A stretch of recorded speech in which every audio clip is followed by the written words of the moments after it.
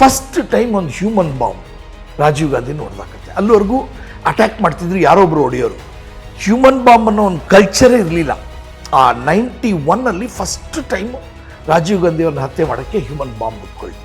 ಈಗ ನೋಡಿ ಅದೇ ಥರನೇ ISIS ಆಗ್ಬೋದು, LET ಆಗ್ಬೋದು, ಸುಮಾರು ಉಟ್ಕೊಂಡಿದೆ ಇವತ್ತು ಈ ಹ್ಯೂಮನ್ ಬಾಂಬ್ ಕಲ್ಚರು ಮತ್ತು ಟೆರರಿಸಮ್ ಕಲ್ಚರ್. ಆಮೇಲೆ ರಾಜೀವ್ ಗಾಂಧಿ ಅವ್ರ ಹತ್ಯೆ ಆಗಿ ಏನು ನಡೀತು ಅನ್ನೋದು ಸಾಕಷ್ಟು ಜನಕ್ಕೆ ಮರ್ತೋಗಿದೆ. ಆ್ಯಕ್ಚುಲಿ ಇದು ನಡೆದಿದ್ದು 91. ನಾನು ಫಿಲ್ಮ್ ತೆಗೆದಿದ್ದು 2006 ರಿಲೀಸ್ ಆಗಿದ್ದು. ನಮ್ಮದು 2005 ಶೂಟಿಂಗ್ ಆಗ್ತದೆ. 2006 ಆಲ್ಮೋಸ್ಟ್ ಆಲ್ 20 ಇಯರ್ಸಲ್ಲಿ ಈ ಜನ್ರೇಷನ್ಗೆ ಏನು ನಡೀತು ಅಂತಲೇ ಗೊತ್ತಿಲ್ಲ. ಇದನ್ನು ಹೇಳಬೇಕು ಅಂತ ಹೊರಟಿದ್ದೀನಿ. AMR ರಮೇಶ್ ಸೈನಡ್ ಖ್ಯಾತಿಯ ನಿರ್ದೇಶಕರು. ಇವರು ನಿರ್ದೇಶಿಸಿದ್ದ ವೀರಪ್ಪನ್ ಕಥಾನಕ ಹೊಂದಿದ್ದ ಅಟ್ಟಹಾಸ ಸಿನಿಮಾ ಕೂಡ ಸೂಪರ್ ಹಿಟ್ ಆಗಿತ್ತು. ಸಂತೋಷ್, ಮಿಂಚಿನ ಓಟ, ಪೊಲೀಸ್ ಕ್ವಾರ್ಟರ್ಸ್, ಗೇಮ್ ಚಿತ್ರಗಳನ್ನು ಕೂಡ ಇವರು ನಿರ್ದೇಶಿಸಿದ್ದಾರೆ. 2006 ಜುಲೈ 7ರಂದು ಸೈನಡ್ ಸಿನಿಮಾ ಬಿಡುಗಡೆಯಾಗಿ ಭಾರಿ ಸದ್ದು ಮಾಡಿತ್ತು. ಇದೀಗ 19 ವರ್ಷಗಳ ಬಳಿಕ ಮತ್ತೊಮ್ಮೆ ಈ ಚಿತ್ರ ಮೇ 23ರಂದು ಬಿಡುಗಡೆಯಾಗ್ತಾ ಇದೆ. ಈ ಹಿನ್ನೆಲೆಯಲ್ಲಿ ನಿರ್ದೇಶಕ AMR ರಮೇಶ್ ಅವರು ಮೇಕಿಂಗ್ ಆಫ್ ಸೈನಡ್ ಕುರಿತು ವಿಶ್ವವಾಣಿ ಟಿವಿ ಸ್ಪೆಷಲ್ ಜೊತೆ ವಿಸ್ತೃತವಾಗಿ ಮಾತನಾಡಿದ್ದಾರೆ. ಸರ್ ನಮಸ್ಕಾರ. ನಮಸ್ಕಾರ. 2006 ಜುಲೈ 7ರಂದು ಸೈನೈಡ್ ಸಿನಿಮಾ ಬಿಡುಗಡೆ ಆಗಿತ್ತು. ಇದು ಚಿತ್ರಲೋಕದಲ್ಲಿ ಭಾರಿ ಸಂಚಲನ ಮೂಡಿಸಿತ್ತು ಆ ಟೈಮಲ್ಲಿ. ಈಗ ಮೇ 23ರಂದು ಮತ್ತೊಮ್ಮೆ ಇದನ್ನು ಬಿಡುಗಡೆ ಮಾಡೋಕ್ಕೆ ತಾವು ಮುಂದಾಗಿದ್ರಿ. ಆಲ್ಮೋಸ್ಟ್ 2 ದಶಕದ ಬಳಿಕ ಸೈನೈಡ್ ಯಾಕೆ ಮತ್ತೆ ವಾಪಸ್ ಬಿಡುಗಡೆ ಮಾಡ್ತಾಯಿದ್ರಿ? ಸರ್ ಆ್ಯಕ್ಚುಲಿ ನಮ್ಮ ದೇಶದಲ್ಲಿ ಒಂದು ಕರಾಳ ದಿನಗಳಂದರೆ ಒಂದು ಇಂದಿರಾ ಗಾಂಧಿಯವ್ರ ಹತ್ಯೆ ಆಗಿದ್ದು, ಮತ್ತು ರಾಜೀವ್ ಗಾಂಧಿಯವ್ರ ಜೊತೆಯಲ್ಲಿ ಒಂದು 16 ಜನ ನಿರಪರಾಧಿಗಳ ಹತ್ಯೆ ಆಗಿದ್ದು, ಇದೆಲ್ಲ ಟೆರರಿಸಮ್ ಅಂತಲೇ ನಾವು ತೀರ್ಮಾನ ಮಾಡ್ತೀವಿ. ಈಗಿನ ಪರಿಸ್ಥಿತಿ full all over the world terrorism ಬಗ್ಗೆನೇ ಜಾಸ್ತಿ ಚರ್ಚೆ ಆಗ್ತಿದೆ. ಅದಾದ ಮೇಲೆ ಆವಾಗ 91 in the history of the man kind ಅಂತೀವಿ, ಫಸ್ಟ್ ಟೈಮ್ ಒಂದು ಹ್ಯೂಮನ್ ಬಾಂಬ್ ರಾಜೀವ್ ಗಾಂಧಿ ನೋಡ್ದಾಕತ್ತೆ. ಅಲ್ಲಿವರೆಗೂ ಅಟ್ಯಾಕ್ ಮಾಡ್ತಿದ್ರು ಯಾರೊಬ್ರು ಹೊಡೆಯೋರು. ಹ್ಯೂಮನ್ ಬಾಂಬ್ ಅನ್ನೋ ಒಂದು ಕಲ್ಚರೇ ಇರಲಿಲ್ಲ. ಆ 91 ಫಸ್ಟ್ ಟೈಮ್ ರಾಜೀವ್ ಗಾಂಧಿ ಅವ್ರನ್ನ ಹತ್ಯೆ ಮಾಡೋಕ್ಕೆ ಹ್ಯೂಮನ್ ಬಾಂಬ್ ಉಟ್ಕೊಳ್ತಾರೆ. ಅದು LTT ಅವ್ರ ಕಡೆಯಿಂದ. ಅದು ಫಸ್ಟ್ ಸ್ಟಾರ್ಟಿಂಗ್ ಒನ್ ಡೇ ಬಂದು ಬೇರೆ ಕಡೆ ಎಲ್ಲಿಂದನೋ ಹೊಡೆದಿದೆ, ಬಾಂಬ್ ಬಂದಿದೆ, ಇಲ್ಲ ಎಲ್ಲಿಂದನೋ ಬ್ಲಾಸ್ಟ್ ಮಾಡಿದ್ದಾರೆ ಏನು ಅಂತ ಎಲ್ಲ ಹುಡುಕ್ತಾ ಇರ್ತಾರೆ, ಕಾರ್ಪೆಟೆಲ್ಲ ಎತ್ತಾ ಇರ್ತಾರೆ. ನೆಕ್ಸ್ಟ್ ಡೇ ಅನ್ಐಡೆಂಟಿಫೈಡ್ ಬಾಡಿ ಸಿಕ್ಕಿದಾಗ ಮಾತ್ರ ಗೊತ್ತಾಗ್ತದೆ ಇದು ಹ್ಯೂಮನ್ ಬಾಂಬ್ ಅಂತ. That means first time in the history of A man kind ಅಂತೀವಿ ಹ್ಯೂಮನ್ ಬಾಂಬ್. ಈಗ ನೋಡಿ ಅದೇ ಥರನೇ ISIS ಆಗ್ಬೋದು, LET ಆಗ್ಬೋದು, ಸುಮಾರು ಉಟ್ಕೊಂಡಿದೆ ಇವತ್ತು ಈ ಹ್ಯೂಮನ್ ಬಾಂಬ್ ಕಲ್ಚರು ಮತ್ತು ಟೆರರಿಸಮ್ ಕಲ್ಚರ್. ಇದನ್ನು ಇವತ್ತಿಗೆ ನಿಜವಾಗ್ಲೂ ಈ ಸಿನಿಮಾ ಇನ್ನೂ ಪ್ರಸ್ತುತ ಸಾಕಷ್ಟು ಜನಕ್ಕೆ ತೋರಿಸ್ಬೇಕು ಅಂತ ಆಸೆ. ಯಾಕಂದರೆ ಅವಾಗ ಆಮೇಲೆ ರಾಜೀವ್ ಗಾಂಧಿ ಅವ್ರ ಹತ್ಯೆ ಆಗಿ ಏನು ನಡೀತು ಅನ್ನೋದು ಸಾಕಷ್ಟು ಜನಕ್ಕೆ ಮರ್ತೋಗಿದೆ. ಆ್ಯಕ್ಚುಲಿ ಇದು ನಡೆದಿದ್ದು 91. ನಾನು ಫಿಲ್ಮ್ ತೆಗೆದಿದ್ದು 2006 ರಿಲೀಸ್ ಆಗಿದ್ದು. ನಮ್ಮದು 2005 ಶೂಟಿಂಗ್ ಆಗ್ತದೆ. 2006 ಆಲ್ಮೋಸ್ಟ್ ಆಲ್ 20 ಇಯರ್ಸಲ್ಲಿ ಈ ಜನ್ರೇಷನ್ಗೆ ಏನು ನಡೀತು ಅಂತಲೇ ಗೊತ್ತಿಲ್ಲ. ಇದನ್ನು ಹೇಳಬೇಕು ಅಂತ ಹೊರಟಿದ್ದೀನಿ ಸರ್. ಸರ್, ಈಗ ಒರಿಜಿನಲ್ ಸೈನೈಡ್ ಆ್ಯಕ್ಚುಲಿ 115 ನಿಮಿಷಗಳ ಒಂದು ಸಿನಿಮಾ. ಇದಕ್ಕೆ ನೀವು ಇನ್ನೂ ಹೆಚ್ಚುವರಿಯಾಗಿ 10 ನಿಮಿಷ ದೃಶ್ಯವನ್ನು ಸೇರಿಸಿದ್ರಿ ಅಂತ ಹೇಳಿದ್ರಿ. ಅದರಲ್ಲಿ ಏನಿರುತ್ತೆ? ಇದು ಸೈನೈಡ್ ಬಂದು ಆ್ಯಕ್ಚುಲಿ ಕರೆಕ್ಟ್ ಲೆಂತ್ ಬಂದು 104 ಮಿನಿಟ್ಸ್. ಈಗ ಇನ್ನು 10 ನಿಮಿಷ ಆ್ಯಡ್ ಮಾಡಿ ಇದು 2 ವಾರ್ ಸೀನ್ ಆ್ಯಡ್ ಮಾಡಿದ್ದೀವಿ. ಇದರಲ್ಲಿ ಏನು ಎಕ್ಸಾಕ್ಟಾಗಿ ಶ್ರೀಲಂಕಾಲ್ಲಿ ನಡೀತಿತ್ತು ಆ ವಾರ್ ಸೀನ್ ಆ್ಯಡ್ ಮಾಡಿದ್ದೀವಿ. ಅದಾದಮೇಲೆ ಕಾರ್ತಿಕೇಯನ್ದೇ ಇಂಟ್ರಡಕ್ಷನ್, ಓಪನಿಂಗ್ ಕಾರ್ತಿಕೇಯನ್ ಸರಿಂದಲೇ ಸ್ಟಾರ್ಟ್ ಆಗ್ತದೆ ಸಿನಿಮಾ. ಕಾರ್ತಿಕೇಯನ್ ಬಂದು ಯಾವ ರೀತಿ ಅವರು ಪ್ರಕಾಶ್ ರಾಜ್ ವಾಯ್ಸು ಮತ್ತು ಕಾರ್ತಿಕೇಯನ್ ಸೀನ್ಗಳೆಲ್ಲ ನಾವು ಫಸ್ಟ್ ತೆಗೆದಿರಲಿಲ್ಲ. ಅದಾದಮೇಲೆ ತೆಗೆದಾಗ ಇದನ್ನೆಲ್ಲ ಜೋಡಣೆ ಮಾಡಿ ನಮ್ಮ ಜನಗಳಿಗೆ ಹೊಸದು ಕೊಡಬೇಕು. ಆಮೇಲೆ ಈಗ ಲೇಟೆಸ್ಟ್ DI ಮಾಡಿಸಿ ಇನ್ನೂ ಚೆನ್ನಾಗಿ ಇವತ್ತು DI ಸ್ಟುಡಿಯೋಲ್ಲಿ ಹೇಳ್ತಾರೆ, ಸರ್ ಇದು ಲೇಟೆಸ್ಟು ಫಿಲ್ಮ್ ಥರ ಕಾಣ್ತಿದೆ ಸರ್, ಇದು ಓಲ್ಡ್ ಫಿಲ್ಮ್ ಅನಿಸೋದೇ ಇಲ್ಲ ಅಂತ. ಬಟ್ ಅದೇ ಕಾನ್ಫಿಡೆನ್ಸ್ ನಮ್ಮಲ್ಲೂ ಬಂತು. ನಾನು ನೋಡಿದಾಗ 2 ಸಲ ನೋಡಿದೆ ಸಿನಿಮಾನ. ಈಗ ಚೆಕ್ ಮಾಡೋಕ್ಕೋಸ್ಕರ ನೋಡ್ತೀನಿ. ಇವತ್ತು ಒಂದು ಸಲ ನೋಡ್ತಾ ಇದ್ದೀನಿ. ನಿಜವಾಗ್ಲೂ ನನಗೆ ಫೀಲ್ ಆಗ್ತಿದೆ it has got all the potential today. ಇವತ್ತು ತುಂಬ ಎಸೆನ್ಷಿಯಲ್ ಅನಿಸುತ್ತೆ ಈ ಸಿನಿಮಾ ಆಡಿಯನ್ಸ್ಗೆ. ಆ್ಯಕ್ಚುಲಿ ಇದು 1991 ಆಗಸ್ಟ್ 1ರಿಂದ ಆಗಸ್ಟ್ 20ರವರೆಗೆ ಅಂದರೆ ಒಂದು 20 ದಿವಸಗಳ ಘಟನಾವಳಿಗಳ ಕಥೆ. ಇದು ರಾಜೀವ್ ಗಾಂಧಿ ಹತ್ಯೆಗೆ ಸಂಬಂಧಿಸಿದ್ದು. ಬಟ್ ಆ್ಯಕ್ಚುಲಿ ತುಂಬ ಸೆನ್ಸಿಟಿವ್ ಮತ್ತು ರಿಸ್ಕಿ ಸಬ್ಜೆಕ್ಟ್ ಇದು. ಈ ಸಬ್ಜೆಕ್ಟು ನಿಮ್ಗೆ ಹ್ಯಾಕ್ ಕನೆಕ್ಟ್ ಆಯಿತು ಆ ಟೈಮಲ್ಲಿ? ಇದು ಎಕ್ಸಾಕ್ಟಾಗಿ ಆಗಿದ್ದು 91 ಮೇ 21 ಶ್ರೀಪರಂಬುರದಲ್ಲಿ ಆಗುತ್ತೆ. ನಾನು ಅವತ್ತಿನ ದಿನಕ್ಕೆ ನಾನು ಫಿಲ್ಮ್ ಇನ್ಸ್ಟಿಟ್ಯೂಟ್ ಚೆನ್ನೈಯಲ್ಲಿ, ನಾನು ಬ್ಯಾಂಗ್ಳೂರಿಂದ ಹೋಗಿ 89 ಬ್ಯಾಚು ಅಲ್ಲಿ ಓದ್ತಾ ಇರ್ತೀನಿ. ನಾನು ಓದ್ತಾ ಇದ್ದಿದ್ದು ಮತ್ತು ಅವತ್ತು ರಾತ್ರಿ ನನಗೆ 11 ಗಂಟೆಗೆ ನ್ಯೂಸ್ ಬರುತ್ತೆ ನಮಗೆ ಚೆನ್ನೈಯಲ್ಲಿ, ಮೆಡ್ರಾಸ್ ಆವಾಗ, ಅದು ಶ್ರೀಪರಂಬುರದಲ್ಲಿ ಹಿಂಗೆ ರಾಜೀವ್ ಗಾಂಧಿ ಹೊಡೆದಾಕಿದ್ದಾನೆ ಅಂತ. ಆ ಕ್ಯೂರಿಯಾಸಿಟಿಗೆ ಏನು ಮಾಡ್ತೀನಿ, ನಾನು ಬೈಕ್ ತೊಗೊಂಡು ಕಂಪ್ಲೀಟು ಮೆಡ್ರಾಸ್ನ ಸುತ್ತೀನಿ. ಅವಾಗ ನಾನು ಬ್ಯಾಂಗ್ಳೂರಿಂದ ನಂದು ಕರ್ನಾಟಕ ರಿಜಿಸ್ಟ್ರೇಷನ್ ಒಂದು ಬೈಕ್ ಇತ್ತು ನನ್ನ ಹತ್ರ, RTC, ಅದನ್ನು ತೊಗೊಂಡು ಕಂಪ್ಲೀಟ್ ಸುತ್ತೀನಿ. ನನ್ನ ಜೊತೆಯಲ್ಲಿ ಕಮಲ್ನಾಥನ್ ಅಂತ ಒಬ್ಬ ಫಿಲ್ಮ್ ಇನ್ಸ್ಟಿಟ್ಯೂಟ್ ಸ್ಟೂಡೆಂಟ್ ಇನ್ನೂ ಬರ್ತಾನೆ, ಡೈರೆಕ್ಷನ್ ಸ್ಟೂಡೆಂಟ್, ಅವನು ನಾನಿಬ್ಬರು ಕಂಪ್ಲೀಟ್ ರೌಂಡ್ ಹೊಡಿತೀವಿ. ರೌಂಡ್ ಹೊಡೆದು ಎಲ್ಲೆಲ್ಲಿ ಏನೇನಾಗಿದೆ, ಆಮೇಲೆ ಆವಾಗಲೇ ಕಲ್ಲು ತೂರಾಟಗಳು ಅದು ಇದು ಸ್ವಲ್ಪ ಗಲಾಟೆಗಳು DMK ಮೇಲೆ ಅದು ಇದೆಲ್ಲ ಸ್ಟಾರ್ಟ್ ಆಗೋಗಿತ್ತು ಆಲ್ರೆಡಿ ಅಲ್ಲಿ. ಅದಾದಮೇಲೆ ಒಂದು 2.5 ಗಂಟೆಗೆ GH ಹಾಸ್ಪಿಟ್ಲಿಗೆ ಬಾಡೀಸ್ ಬಂತು ಅಂತ ಗೊತ್ತಾಯಿತು. ಆವಾಗ GH ಹಾಸ್ಪಿಟ್ಲಿಗೆ ಬಾಡಿ ನೋಡೋಕ್ಕೆ ಒಳಗಡೆ ಹೋಗ್ಬೇಕಾದ್ರೆ ನಮ್ಮನ್ನು ತಡಿತಾರೆ ಪೊಲೀಸರು. ತಡಿಬೇಕಾದ್ರೆ ನಾನೇನು ಮಾಡ್ತೀನಿ, ಜೋಬಿಂದ ನನ್ನ ಪ್ರೆಸ್ ಅಂತೀನಿ, ನಾನು ಸುಳ್ಳು ಹೇಳ್ತೀನಿ, ಏನಿರುತ್ತೆ ನನ್ನ ಹತ್ರ ಪ್ರೆಸ್ ಅಂದಾಗ ಬಿಟ್ಬಿಡ್ತಾರೆ ನನ್ನ ಹತ್ರ ಏನಿರುತ್ತದು ನೋಡಿದ್ರೆ ಆ್ಯಕ್ಚುಲಿ ಫಸ್ಟ್ ಟೈಮ್ ಬ್ಯಾಂಗ್ಳೂರಲ್ಲಿ ಅವಾಗ 91 ಸ್ಮಾರ್ಟ್ ಕಾರ್ಡ್ ಥರ ಇಶ್ಯೂ ಮಾಡಿರ್ತಾರೆ ಲೈಸೆನ್ಸ್ RTO ಅನ್ನೋರು. ಅದನ್ನು ಇಟ್ಕೊಂಡು ಅದನ್ನೇ ಸುಮ್ಮನೆ ಪ್ರೆಸ್ ಅಂತೀನಿ ಬಿಟ್ಬಿಡ್ತಾನೆ. ಆವಾಗ ಅವನು ಬೈತೀನಿ ನಾನು, ಏನು ಈ ಥರ ಇಷ್ಟು ಕೆಟ್ಟದಾಗಿದೆ ಸೆಕ್ಯೂರಿಟಿ, ನನ್ನ ಇದು ಲೈಸೆನ್ಸ್ನ ಹಿಂಗೆ ತೋರಿಸ್ಬಿಟ್ಟು ಪ್ರೆಸ್ ಅಂತೀನಿ ನನ್ನ ಬಿಡ್ತಾ ಇದ್ದಾನೆ ಅಂತ ಅವನಿಗೆ ಬೈತೀನಿ ತಮಿಳಲ್ಲಿ. ನಾನು ಒಳಗಡೆ ಹೋಗಿ ನೋಡಿದಾಗ ನಮ್ಗೆ ಅಲ್ಲಿ ಗೊತ್ತಾಗುತ್ತೆ ಬಾಡೀಸು ಒಂದಷ್ಟು ಜನ, ಆಮೇಲೆ ಲೇಡಿ ಒಬ್ಬರು ಪೊಲೀಸ್ ಇನ್ಸ್ಪೆಕ್ಟ್ರಿಗೆ ಏಟ್ ಬಿದ್ದಿರುತ್ತೆ, ಪೊಲೀಸ್ ಆಫೀಸರ್, ಲೇಡಿ ಕಾನ್ಸ್ಟೇಬಲ್.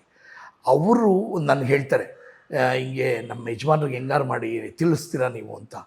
ಸರಿ ಮೇಡಮ್ ಅಡ್ರೆಸ್ ಕೊಡಿ ಅಂತ ಹೇಳಿ ಅವ್ರದ್ದು KK ನಗರಲ್ಲಿ ಮನೆ ಅಡ್ರೆಸ್ ತೊಗೊಂಡು 4 ಗಂಟೆ 4:15 ಅಷ್ಟೊತ್ತಿಗೆ ಅವ್ರ ಮನೆಗೆ ಹೋಗ್ತೀವಿ.